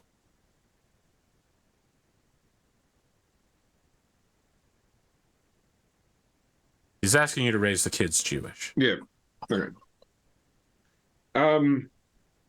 He and the wife didn't make a point of it yet, but as part of this contract, he wants to make sure that somebody silently, quietly begins to influence Hebes. Look, I have to be honest with you here. You're a man of the book. I'm a man of the book. It's just, the parts of the books that we read are different chapters, but we both believe in the same God, correct? Yes.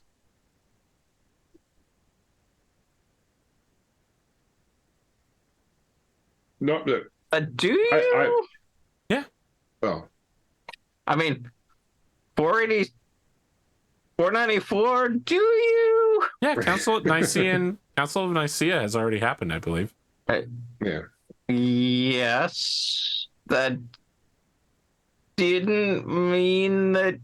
It's well established that Jesus Christ is the son of the Jewish God Yahweh, and by result, as part of Trinitarianism. I will say that that's on the Christian side, but the Jewish for Jesus wasn't a thing in 494. I'm not saying that, but he is choosing to interpret when you are worshiping God, that you are worshiping Yahweh, not worshiping him through the Trinity. I think though, look, you can bend religious doctrine when you need to get a powerful, wealthy, close friend of your target to help you with a little psyops. Whether this is true or whether this will stand up in a Jewish court of law with the Torah backing it is completely unsubstantial to this contract.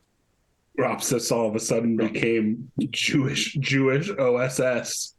What? You talk about targets and psyops and starting the operation of Office of Special Services. I'm saying this, I'm the one having to defend this man's actions. Grops, it's not my place to guide another family in how they raise their children. I speak to others of my thoughts on religion, and I let them draw their own conclusions. But if your price to do this is that I have to try to influence my friend and his wife, then unfortunately, while everything else in the contract is acceptable, that's not to me. So I have to find somebody else. And I thank you for your time, sir. Make a spiritual roll. All right. I think you already have a check in this. I don't know that James can fail. No, I don't fail. On a 13, you can definitely fail. Oh, wow. I thought your spiritual was way above that. No, okay. no. Your pure intent shines through to him. He actually looks away from you slightly and goes, your pure intent shines through to me. Very well. As a negotiator, I know when I have to drop certain clauses. You've got a lot of chutzpah, I'll say that. I agree to 20 Libra. I don't know what it is, but thank you. That's okay. I do. Yeah. Cool. I will pay him the. You will need to make sure that they are here before the fall, so you only have several weeks. The times when the English Channel is passable from this side are few and far between. It will require precise weather calculations. You should hurry home and come back as soon as possible. Thank you, sir. No, thank you, sir. I am but a humble merchant. All right. I think I've done my business in London for now then.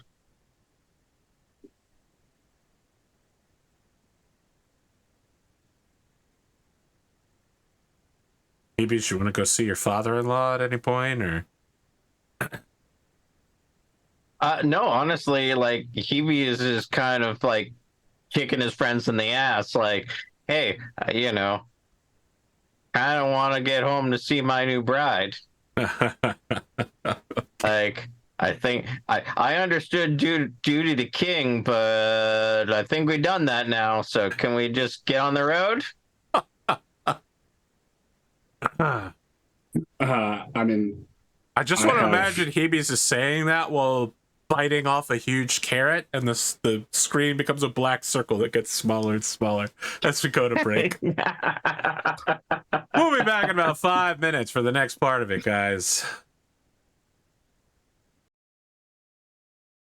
Boy, James, I'm super glad that we were still muted when you... I wasn't muted, but you were muted when you said that, which is very fortunate for me. The real critical role moment there from coming back from break and trying to make Matt laugh or make fart jokes. Kings Octa and Eosa attack. The delectable island has fallen. Malahut makes no attempt to stop Saxons coming south. Duke Lindsay and all of his nobles are forced into their castles and cities. Saxons ravage the countryside, pillaging as they want. You may choose to court yourselves at the royal court in London or at home in Salisbury for the winter. Beast would slightly prefer to be in Salisbury, but will follow the lead of his elders. I think Gwgan is our glory leader now. Yeah, I don't think I really take that position. I think that I still look to Kendric as to whether you want to go to London. Like, generally speaking, I would stay in Salisbury, but yeah, I think we're sort of on the nose in Uther's court right now. Yeah, I think Kendric is going to stay in Salisbury. There's no he doesn't. There's nobody like. Listen, ever since Prince Madoc died, there's nobody at King Uther's court that he really sees himself as especially loyal to. I mean, obviously the king, but he serves the king through Earl Roderick. There is some commiseration with you at the court, as it is recognized that had your mission been fully successful, you almost certainly would be a banneret knight now, invested with one or more additional manors, enough to put you over the top. The word at Salisbury is that the Northern Army will be a great loss, but Logris has fought without allies before. If Octa and Eosa dare to travel as far south as Salisbury, the knights are to bring all their herds and families to Sarum or their local castle. For most of you, I believe your local castle is Sir Ameg's at Till's Head, but I'd have to take a look at a map. Yeah. I think mine is actually Duplain. Ah, yes, Duplain for sure. Well, sure would be nice if I had a castle of my own, like I had asked for.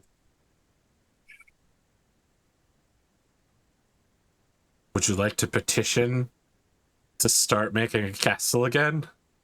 Yeah. Well, I mean, yeah, I think. Am I right in thinking you have to roll for it? I think I rolled courtesy the last time I asked. Yeah. Go ahead. Yeah.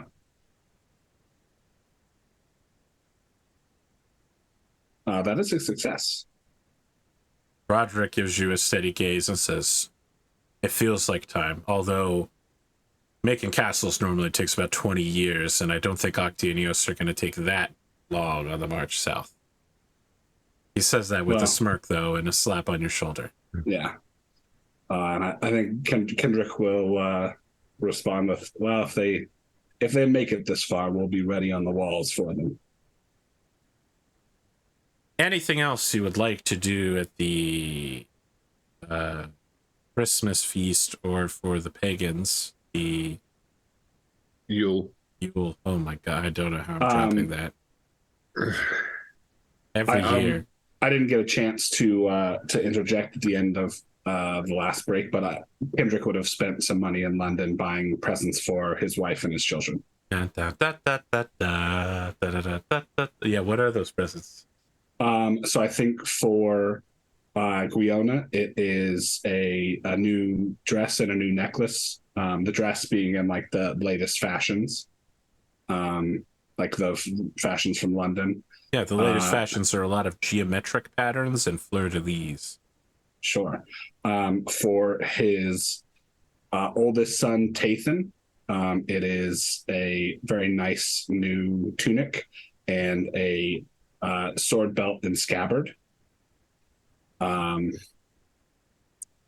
For his oldest daughter, Rhiannon, it is a pair of nice, like,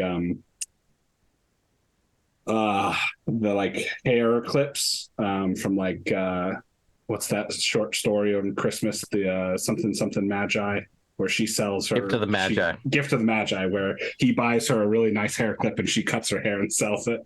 And then for his second son, Kendric, it is a like a carved toy horse. Or sorry, not Kendric. Kendric is his second son.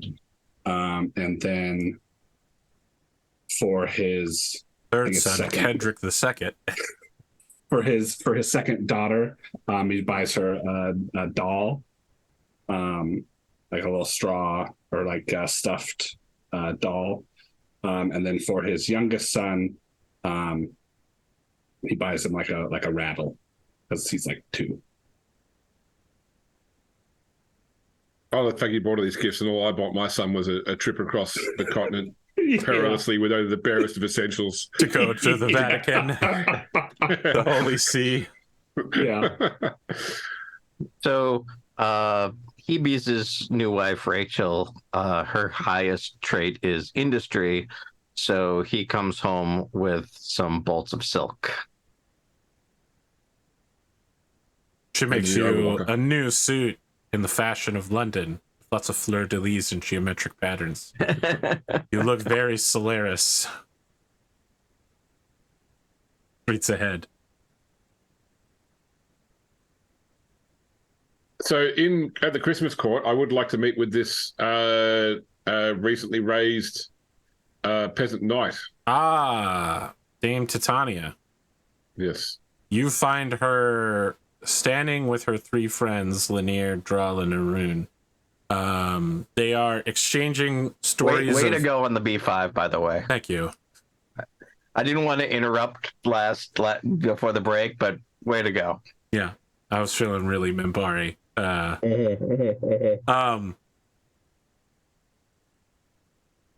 They are standing together swapping fairy stories, which maybe is less surprising than you might think, given that Ember is also on the west side of Salisbury, and you happen to know that there have been some fairy sightings there, because some of you have been there. Kendric has been there. So is She's Hebe. she's named for the fairy queen. She is named after the fairy queen. Yep. She is no nonsense, muscular, red hair, wild, 6'2", absolutely jacked, strong quadratic muscles to let you know that she means business in combat. You can tell as you are approaching her, simply because you are a Christian knight with virtue, that she is also a knight of virtue, just not Christian. The same aura that surrounds you, that empowers you, empowers her in a different way. She glances over towards you, but until you make a move, she continues to talk with her friends at you. So she is a knight, yes? She is a knight. She is a mannerless knight. It is not clear how she intends to upkeep herself at this point. Okay, so Sir would still be an appropriate way to address her. A dame also works. Dame is a legitimate title for a female knight. Right. Right, well, Judy I'll Dench is about to come break through your door. Well, there's a difference between a knight of the realm like that and a soldier knight. But Sure. The original Sir was SER, not SIR. So, Dame Titania, may I speak with you and your friends? She looks at her three friends, and they look at you. Naroon, in particular, gives you a calculated look before she gives a slight nod. They relax, and she steps aside and says, "Sir Gwgan, what can I do for you, O'Neill?" Oh, I didn't know that you knew of me. I think everyone knows of you. You do me a kindness. It is a rare man who would not seize control away from a widow. Well, I too I have heard of your only recent exploits, but it seems you are the talk of court, and I wish to meet you and learn more about you. I had spoken with our Earl. He believes that you are a knight who has proven herself and should be, when the time comes, potentially in Fife.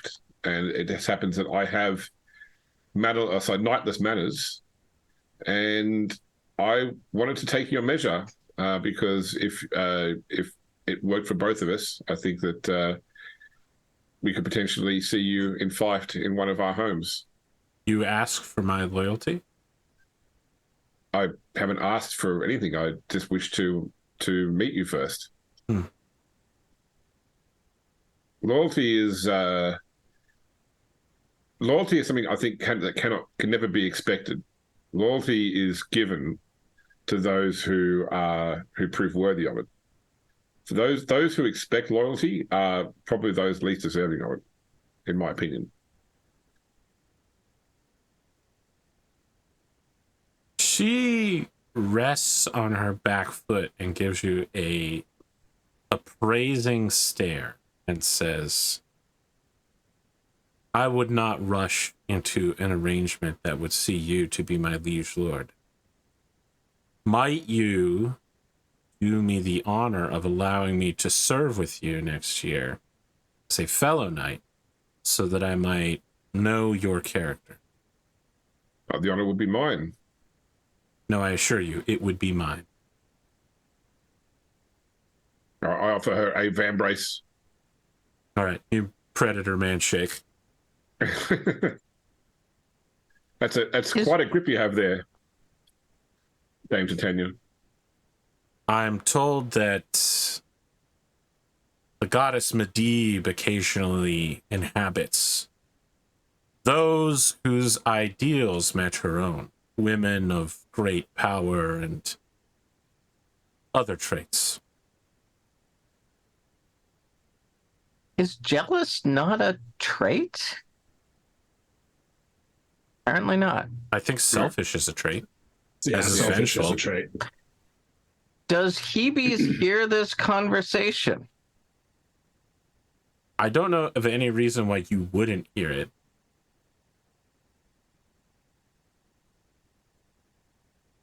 Hebes would like to roll selfish. I almost Interesting. think proud. Proud? Okay. I think proud, yeah. Oh, that's a fail. Perhaps that's for the better. And I already have a check in modest. I would like to ask you to roll modest anyway.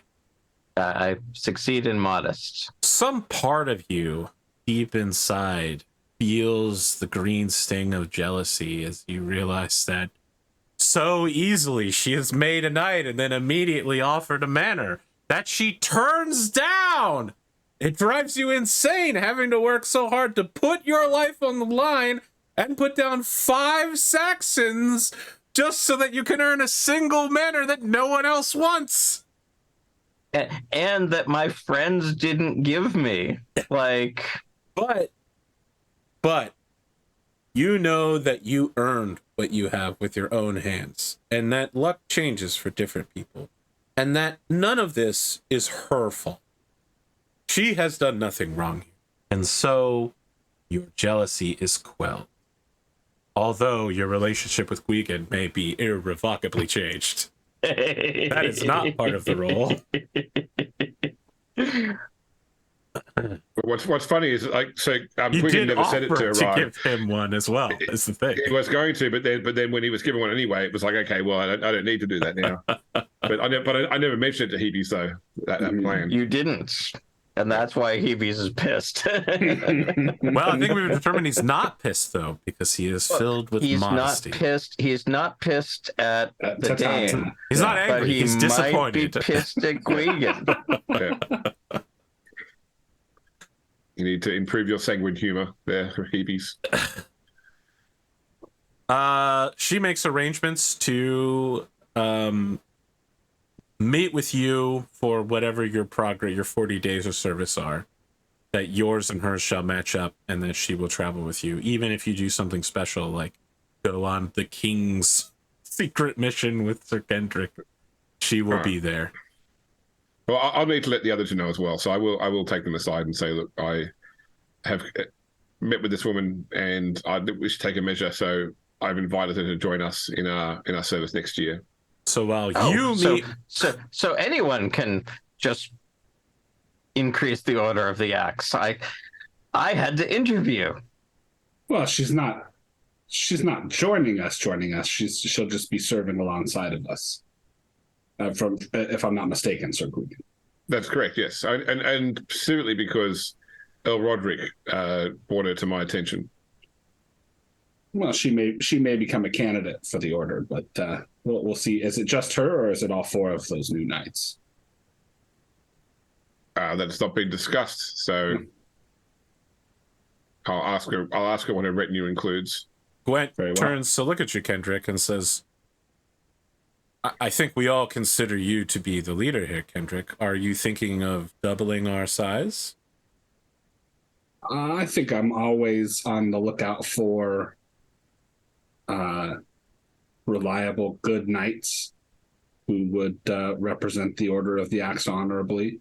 And When you say that, he puts a hand on Hebes' shoulder and kind of gives you a shoulder massage to let you, he's like, I've teed this one up perfectly to calm him down. Yeah. I would caution you, Sir Kendric, about adding such a large number of knights to this organization. Loyalties may be divided. I look among them and I see men who want to hit that. So I worry that adding so much passion to our normally placidly calm mix might cause strife. Well, The thing is that when it comes to being a loose cannon, we have you. I'm not sure we need 4 more.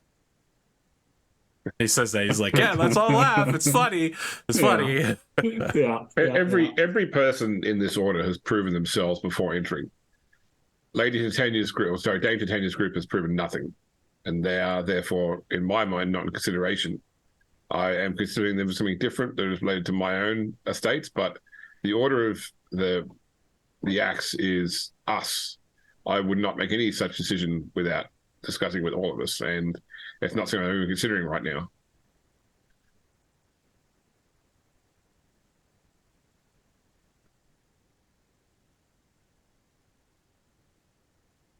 Very well. All right, Chad is suggesting we go Sons of Anarchy. Walks off to find someone else to talk to. Nice. And Hebe doesn't really care who that is. Yeah. Listen, I think you and Rachel have the newlyweds thing, and her religion specifically commands a lot of fruitfulness.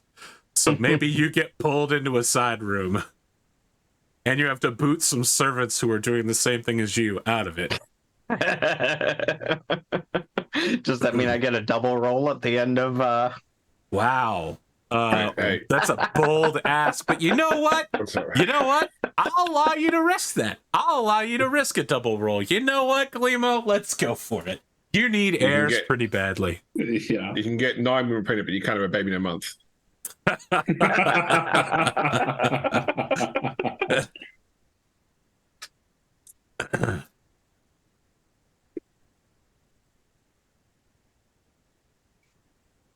Some men don't stop at 9, is all I'm saying. So, yeah. what? Trying for twins doesn't work like that? What?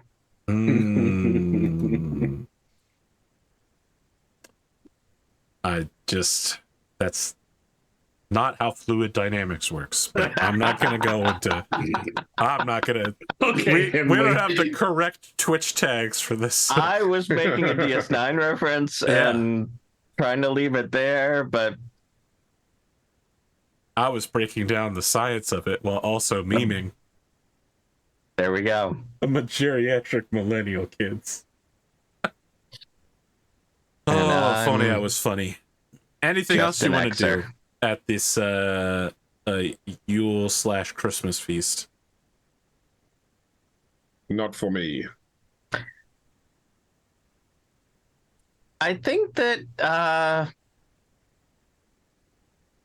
Ebius might be looking to like start a hobby band.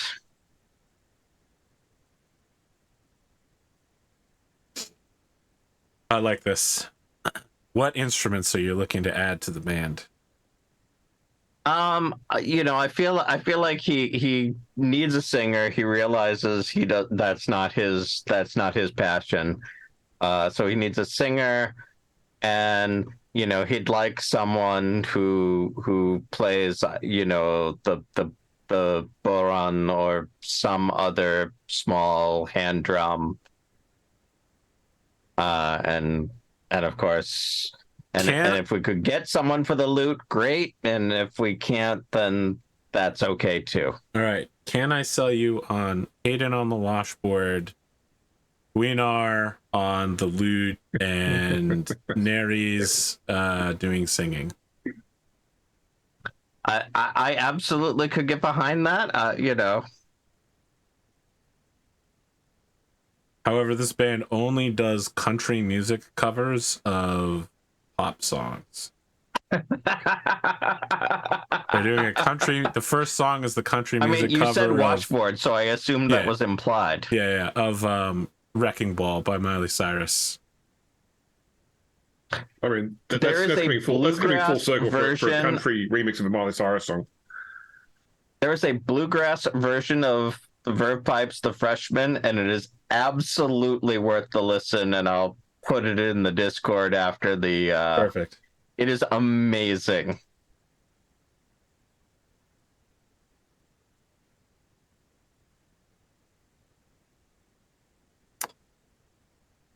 And that is absolutely our go-to, except there's no tin whistle in it, so it's not.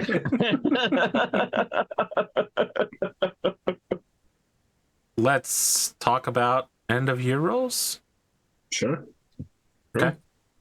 Let's start with, I believe, solo scenarios, of which there are none, which leads us directly into experience rolls. And since we do every year, don't forget your lives. Did you just make growling noises at me? Yes, experience is way down the list. Experience is step 2. No, experiences, yeah. Right, that's right. Oh, sorry. I thought you were talking the. I said experience skill, roll. the skill rolls. Just roll your no, damn skills. My bad.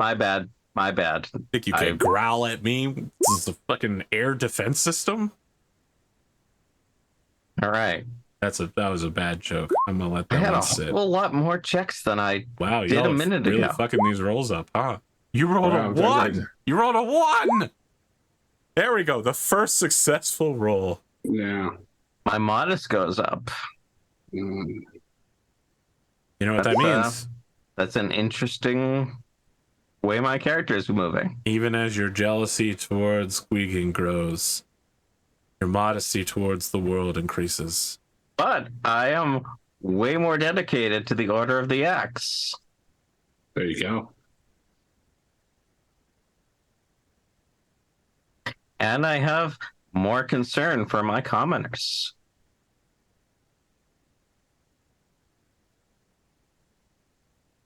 You know, as long as I've got you here, guys, did you know that the new Babylon 5 post-series animated sequel is coming out soon? The original voice actors, more or less. Oh, yeah? Yeah. They're all dead. They're not all dead. I do not become more courteous. Some of them are honest. No. Does hospitality go up? No. I'd be like saying Mark Hamill's dead. Well, as a new band leader, my flirting goes up. We have strongly associated your bards with flirting, so. And I need a 19 or better. You rolled a Holy 20. shit. To play the tin whistle even better. He's even better. His power grows I know I ask this every year. time because that's how Call of Cthulhu works, and you always tell me no, it only goes up 1 on a fumble, right? Yeah, it only goes up 1. Yeah, okay. I mean, because at 19, you have to roll a 20. Right, but in Call of Cthulhu, if you fumble, it goes up 2. But I'm sorry, Lima, yeah, I can't but let it's you do also, that. it's a D100 system. It's a completely different system. Yes. Right. Yeah. Okay. Great. Boom. Yes, Okay. I now have a 19 play tin whistle. Jesus. You should strongly consider investing a skill point into play tin whistle 20.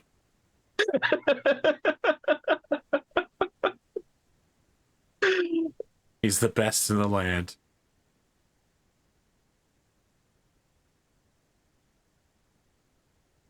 Has everyone ceased rolling? Yes. Okay. We have to age. Yes. I also don't know if you need to do your goals for your estate. Like checking some of your estate stuff requires you to check economic circumstances. I thought that there was like no, you do it like all the roles for your skills are done now. okay. Out of that, so like like there's some manner stuff where you like roll now. Oh, right. Yep. And you also need to check for your check in wives. energetic. Yeah. So I get to roll energetic. Nope. Well, so that's a roll. Yeah, well, that's a roll for energetic from your apiary. I thought it was check. Did I write it down wrong? I have it written down as roll. Yeah, so you roll energetic. If you succeed, you get a check, and then you can try and check to see. So that's why. Okay. So yeah, now you need to roll energetic again to see if you succeed or to see if you technically fail. I do not. Okay. So it stays the same. I have a check in love family from my dove coach. My love of family goes up. That becomes a well-known passion. roll that too. No, Nice. mine does not. Gonna go pretty well towards your glory then. And I get to roll hunting. I fumble, so nothing. So no check. Yeah.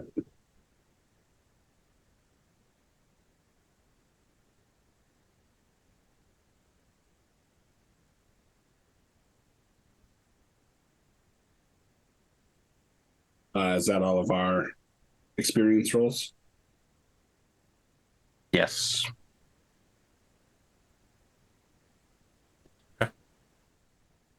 According to my notes here, you need to check for aging. Has anyone become 35 in this decrepit, knee popping, backache? No.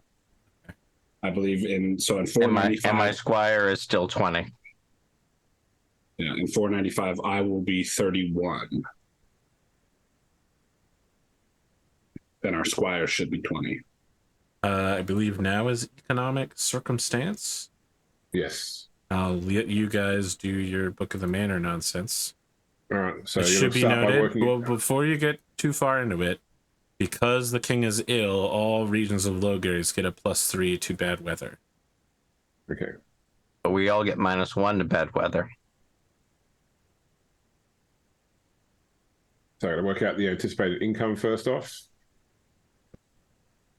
So our anticipated income is 10 for normal. And we got to do like for your all your so it's 10 starts with 10. Normal plus is your, 10, and then our investments. That's right. Yeah. All right. How long before an orchard starts to do So stuff? I've got a 1d2.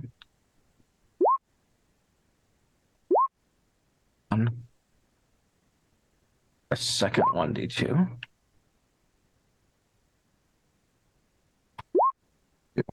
So 1. I believe this is, yep. So this is the final year that my orchard will begin bearing fruit next year.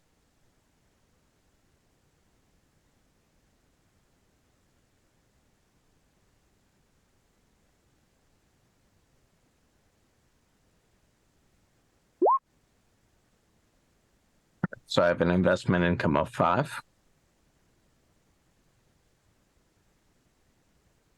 One from my, for those of you keeping track at home, 1 from my apiary, 1 from my dovecote, 2 from my fish pond, and 1 from my hunting lodge.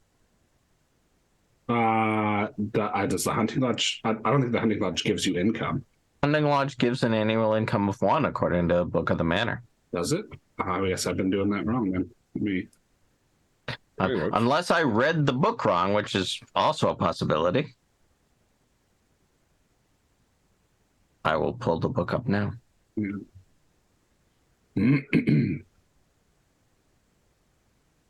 Hunting lodge is annual glory of 1. Yeah, annual glory is 1. Annual maintenance is also 1. Yeah. There's no income? Okay. No, there's no income I from got it. it wrong. Yeah, just a hunting roll. The hunting roll and the glory. Well, then my Alright. annual income is 4, not 5. All right. We need to roll for manorial luck, which is a D6. Ooh, that's a calamity. It is, I think I got a 3. that's also coming at this period, I believe. Yeah, I think it's 1 to 3 is a calamity, 4 and 5 are nothing, and then 6 Yeah, is a 6 is a benefit. benefit. Okay, so you actually roll a D20. 19, that's probably not great. Member of your retinue dies. Okay. 5. One of my, Glimo, a hired steward dies. So I lose my Melvin, no. I lose my my dude, my steward. Are we assuming that Melvin is Melvin your of steward? Warwick. Are we No, assuming that I had my own steward? Yeah, and I then was going to Spoon say I hired. don't want Melvin to be dead. It would be Hey, weird he's for like, him to be moonlighting. Yeah, it would. Yeah, you're right. No, I hired my own steward before I got married. So, he died. So it was +3 weather, Arthur. Yes. Now, Okay, James, so you're rolling D6. It's 3D6 +8 then. Arthur. Sorry, Amazing. Spoon. The when you say member of my retinue, is that just like one of my other lineage men? No.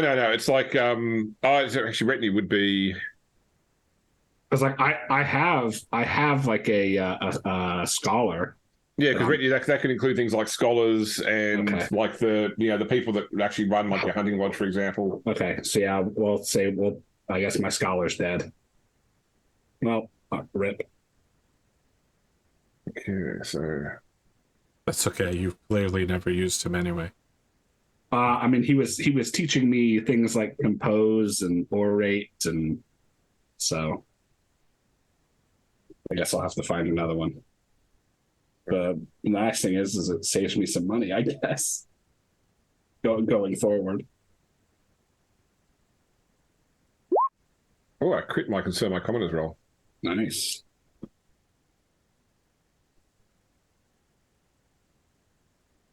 I have to make my commoners roll. Well, I succeed my commoners roll. So you put 5 in the care column then. I fail my commoners roll. So your care is 0. And fate would be 17 plus minus whatever you've got for your apiary. All right, then you roll the misfortune there versus the stewardship of your steward. So my misfortune, I succeed. And my wife's stewardship. Does she get to improve her stewardship before this? Yeah. So that's what, at 1d. So she automatically succeeds if it's below 15. Yeah, correct. Yeah. Yeah, it's once you're at 15, the D6 it goes up on a 6. All right. I'm going to roll the D6 for her industry, just to get that out of the way. She doesn't go up on industry. Okay, now I'm going to roll her stewardship. She succeeds. So success. Okay, success versus success. Who got the better success? Who got the higher number? The weather or your steward? I gotta find it now. Weather got misfortune got the better. It got 12 versus a 9. So meager is the result then. And my weather failed, and I succeeded. Okay, is good result. Mine was foul versus foul, which is regular.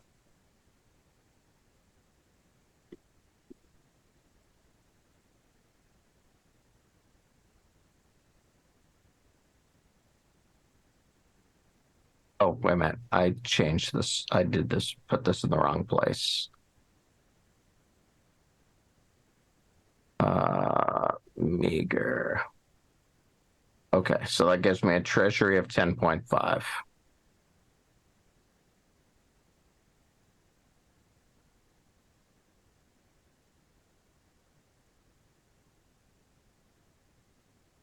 Okay, so I think Spoon, you and I can both roll for to see whether our population improves.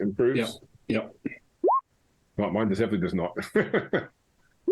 Mine does. It does. Okay, so now that you've succeeded in that roll, you need to plant additional crops. Mm-hmm. So for every libra you spend, so effectively you're rolling a d20. Mm-hmm. The difficulty is equal to 2 times the number of libra you spend. Okay.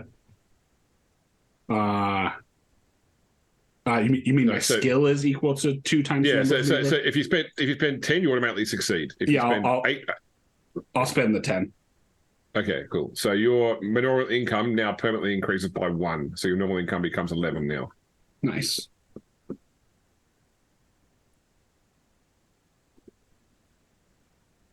Mr. Moneybags over here.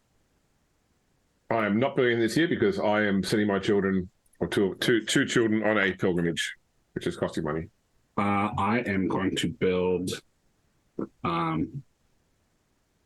Do I have the money for a palisade and a tower? Let's find out.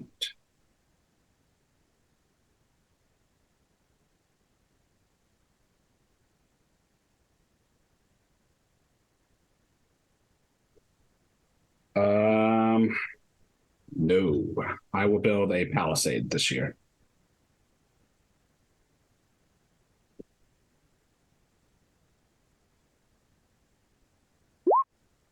And it is built.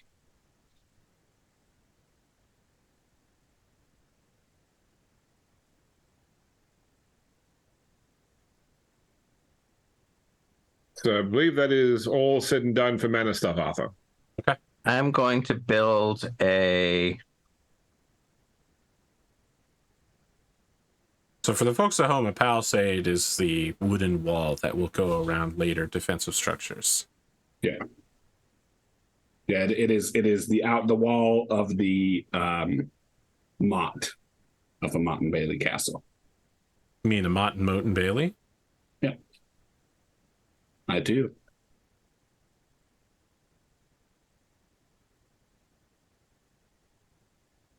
Did we lose you, Glimo? I'm sorry. I realized there was another page, and I am going to build a Clay jug manufactory to help your band expand another instrument. Can I be my own patron of No. Younglers? Oh, maybe. I don't know how the book works, but certainly sounds right. I mean, patron of Jonglers is you spend 5 to do it originally, and then you spend 1d3 every year, and you get 2 glory out of it and Sure. a check to intrigue. Yeah, go ahead. I am going to become my own patron. I'm funding the band. But that's how plenty of bands start off, definitely. Mhm. And I'm also going to build This is a real best of the Beatles moment. I'm also going to build an ornamental garden. Or at least I'm going to try. So I need to do 2. Where's the button? Build improvement. All right. Yep, I do both of these. I mean, All right, let me Glimo get can them. now legitimately claim to be an executive producer. Director, manager, executive Glimo producer. could have had that for a long time, but now Hebees can. I'm executive producing right this moment. Speaking of making executive decisions, what wealth level is everyone living at this year? Superlative. Relative. Also superlative. Oh boy. Are you guys still here? Well, for the folks at home, the power just went out, so I don't know. Oh, the power just went out again. I don't know if we're back or not. You weren't a second ago. Let me bring it back to the foreground. Yes, you're coming back. Friends at home, there was a massive series of several power outages. But the grid, there are 5 nuclear power plants in 20 miles of my house, so I'm assuming the grid has properly adjusted. Welcome back. I believe the last thing I asked was, what are you living at? And I didn't hear Spoon's answer. Superlative. Of course you're all superlative. Well, We were all superlative. that's okay. Roll for horses if anyone has a special horse, and then let's talk about family. Would anyone like to get Greg Nant with their wife? And or would anyone like to keep women on the side to have little bastards? I love that video. You Um, know what? It's been a couple of years. I think it's time that we, try one more time. Okay. Have you got the bonus for superlative there, Arthur? I do indeed. It is +3 to childbirth, +1 to child survival.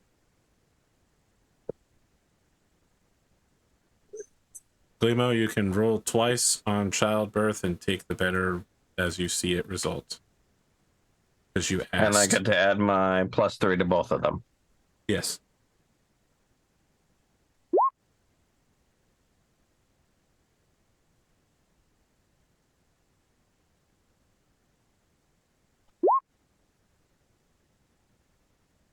So I get a 15 and a 14, both of which mean childborn. Childborn, yeah. I had a twin boy and girl. Sheesh. I also have a new child. Just got to name them Aqua and Ruby and begin the curse. Another daughter. I have a son. Very well. Now, you don't need to check child survival because all of your children will survive at Superlative, I believe. Correct. Yes. Yep.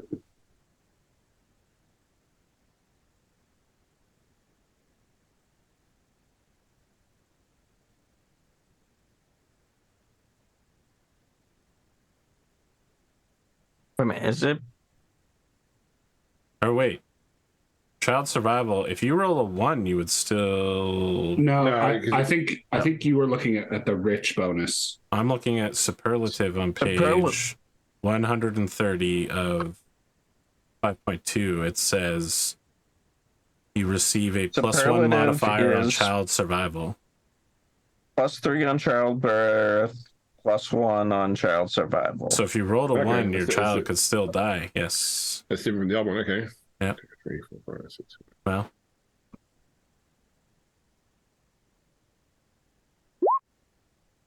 Oh, look at you that. have two dead children die? All right. You know what's funny? Okay, No. that's actually No. Because there are different charts for different ages.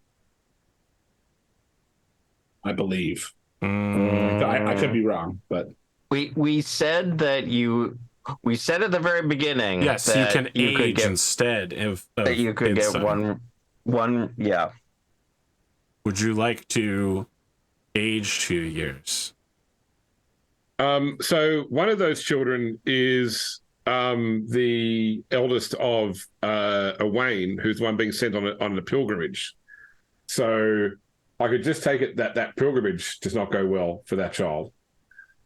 That's not so good for Hebby's father-in-law, but that does solve several problems in the narrative. Somebody just got a whole lot more money. And then If you'd like that to stand, it shall. yeah. Okay, Hebby's roll 5d20. Well, first I gotta roll child survival for my kid. Sure. oh yeah. But it is. Oh, why is that? Okay, hang on. My kid's fine. Sick, but fine. 5d20. Yep. 32. That's how many pounds you get in all the worldly possessions of the merchant Grapsis after paying down his debts. You also have a small house in Londonium.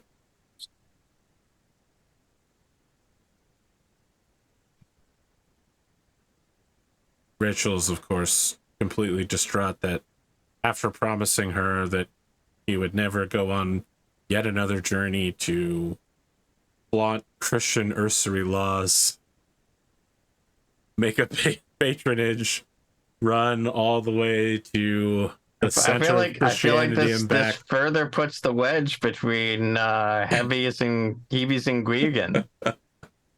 You killed my father-in-law. Oh no, Kendric. Would you like to age? Yeah, I'm gonna take an aging roll. Okay, make the aging roll. 6 is that Isn't is 6 no good? loss. Yeah, 6 is no loss. You stay by the child's side and pray to whatever gods you have. They pull through. I think so. So this is This is his oldest son, Tathan. So I think he gets a letter from Sir Amig one day, and like immediately jumps on a horse and rides across the county of Salisbury to I feel like Dream is still playing right now. No, it's a side by, because the last time we heard Dream it was to see Gropsis, right? So it's side by side, like you're riding to go see your child, and we're watching like through some sort of mountain pass in northern Italy, like Gwgan and the child, and of course Gropsis are like traveling. They're pulling their way through, and there's just like a wave of arrows coming over them, as you know, like you. Gwgan's not going. Right. The kid. I didn't remember which kid it was, but I don't know. And it is absolutely the 1973 version where Steven Tyler didn't sound like Steven Tyler. Look, I mean, for the next couple of years, I'll assume they're fine. Because, you know. Yeah, right. Yeah, it's, you know. Just like what happened with Gropsis previously, yeah. Yeah. We went, oh, yeah, he's great. Oh, we got a letter that he's been captured? He'll be fine. He wasn't fine.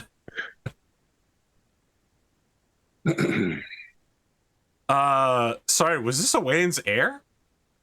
It was a Wayne's eldest, yes. Oh, Jesus. So I've done it as both the eldest, because I set the two eldest boys. Oh my God.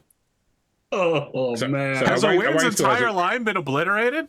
No, he's still got another child. Okay. Yep. Wow, he has the shittiest luck in the world. That's rough. Yeah, I guess playing with the 5.2 rules, we suddenly had more deaths one time. This has been the worst year ever. Let's go ahead and roll family events. 1d20 roll. 11 birth in the family. Oh, that equals it out then. 2 deaths, 1 birth. Death in the family. 15 is family member missing or lost. Death in the family. Gropsis. Yeah, I feel like you could solidly wrap that plot line up real quick. Tie all the narrative ends together. Just a second, yeah.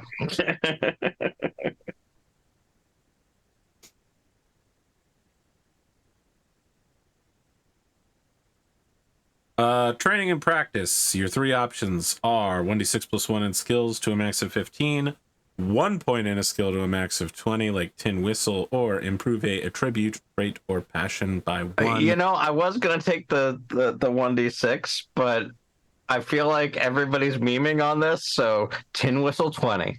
Perfect. Amazing. So it's 1d6 plus 1, is that right? Yeah? Yes, to maximum 15.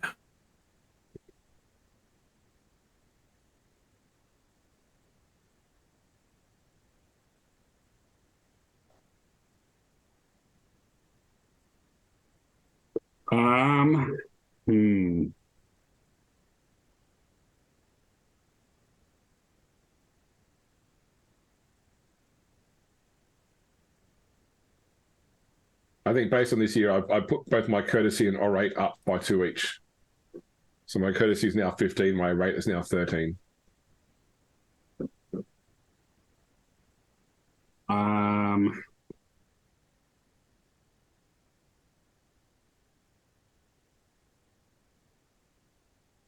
I'm going to pump a point into appearance. So I am now appearance 11. You get that salt and pepper look going on as you get older? Yeah, right. He's aging well, I think. I went with the music band Salt and Pepper, but sure. You know, they're here. Salt and pepper are here. And they're in effect.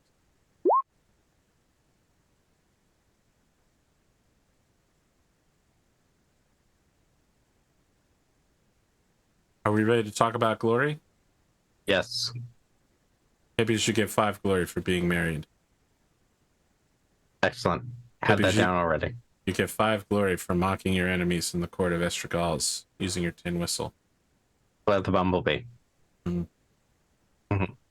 Gwgan, you get 25 glory for exposing Sir Orcus's treachery. Yeah.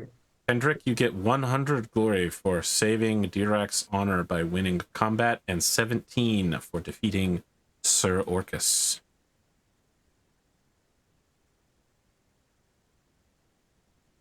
Kendric, you get a trait that your honor is increased by 1 when you are in Estergales. That's a directed trait. It is indeed. You are locally considered more honorable in a way that no one else gives a shit about. Please, my friends, do not forget your famous traits and passions, unique honors, annual glory for accrual, money that you have spent for whatever it's called. We get no party Yes. glory for going on the... Was the mission successful? Doesn't sound like you get glory for failing. In some ways it was successful. We put a new king on the throne. Glimo, I told you the glory rewards you got.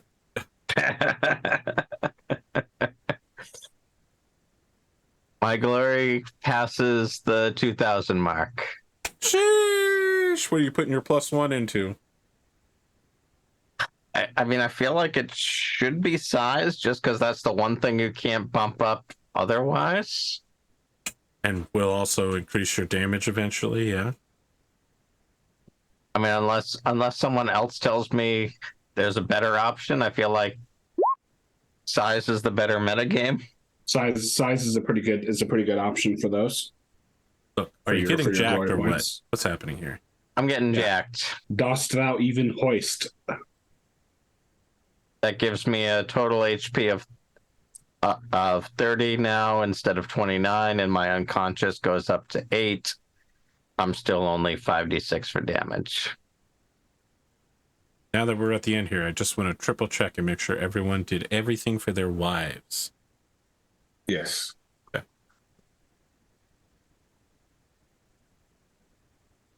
Excellent. I declare the end of year 494 done. At the end of year 495, the tutorial will be over. I will be removing my kid gloves, and I will actively be attempting to murder all of you. That thing with the berserkers before, that was just a love tap. You literally narratively threw my character off a wall. That was all pre-written content, except for the throwing you off the wall. But I knew you were dead the moment you were successful in inserting yourself into the written scenario. I knew you were dead an episode before you died because you were like, I'm going to sneak in. And I was like, someone else is sneaking in at the exact same time and you don't want to be there, but you are there. I'm sorry, Glimo. Can't let you do that.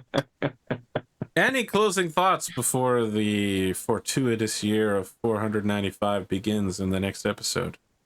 I'm sure it'll be fine. Yeah.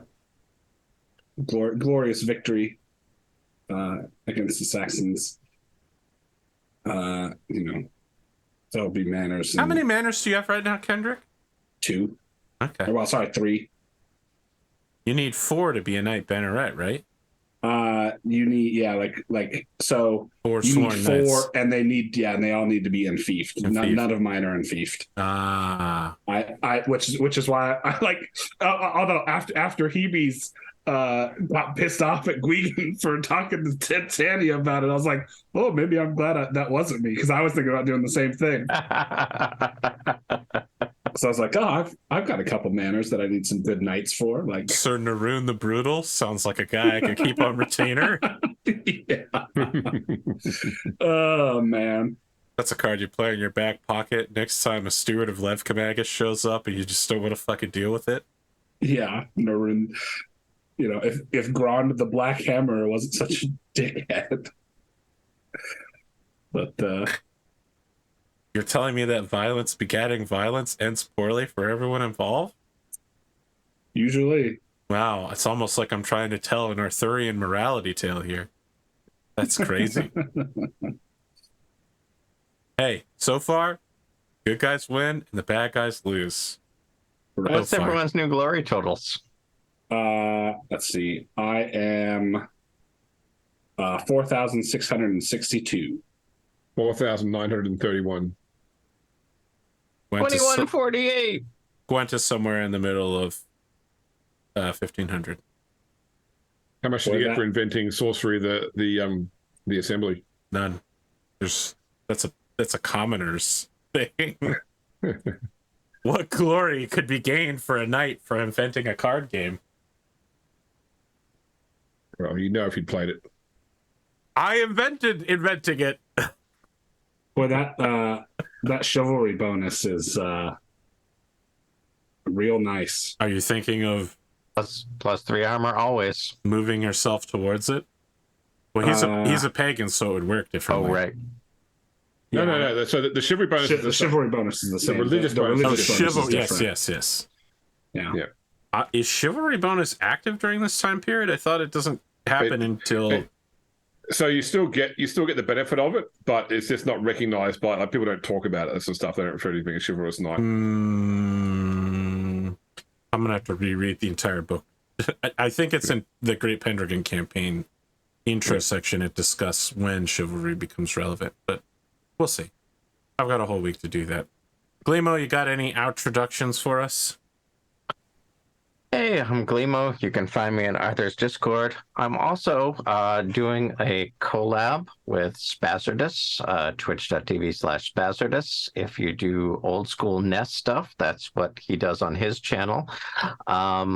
So he is streaming all of the old classic NES games, and he's gotten up to the point where he needs to do the Rob the Robot games, and there's only 2, but he doesn't Stack Up wasn't really released in this country, and it's really hard to find the Stack Up stuff. So I've been 3D printing all of the parts that he needs to play this game.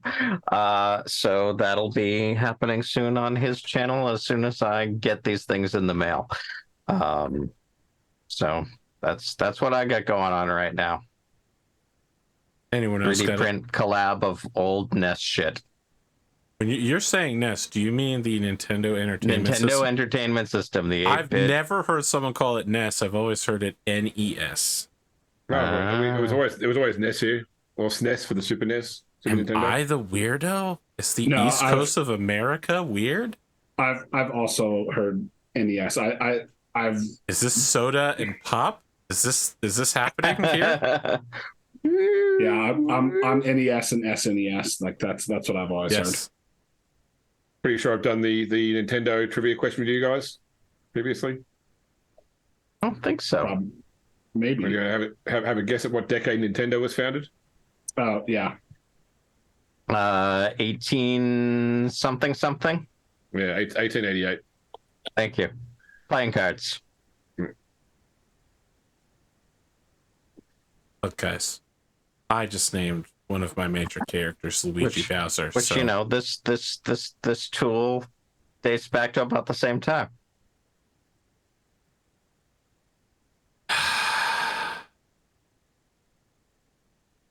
Anyone else got any introductions? I think so. Yeah, it was good episode. You know, righteous justice prevailed, even though it didn't exactly help us succeed. You're saying justice reigned from above? Yeah, in the form of a giant mace smashing Derek's chest in. Heroes never die. Not Derek, Osric. Osric, yeah. Or Orcus. Listen, if you want to go back and kill Derek, that's your own business. Yeah, declare myself king of Estragales. Yeah, see how that works. Yeah. All right.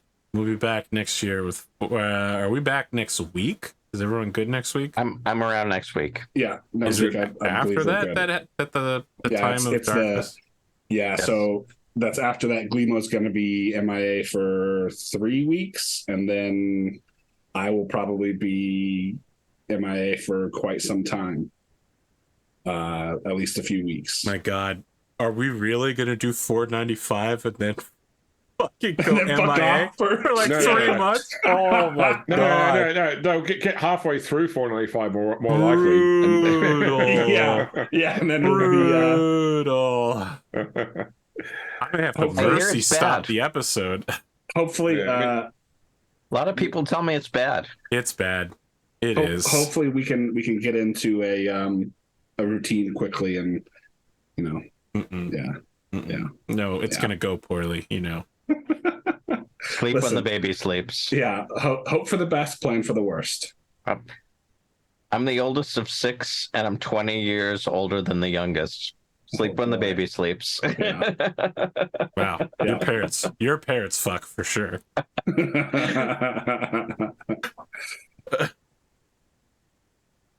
Well, with that charming thought, I'm gonna cast us off into the great unknown. We'll see you next week, friends, or not, whenever we decide to show up.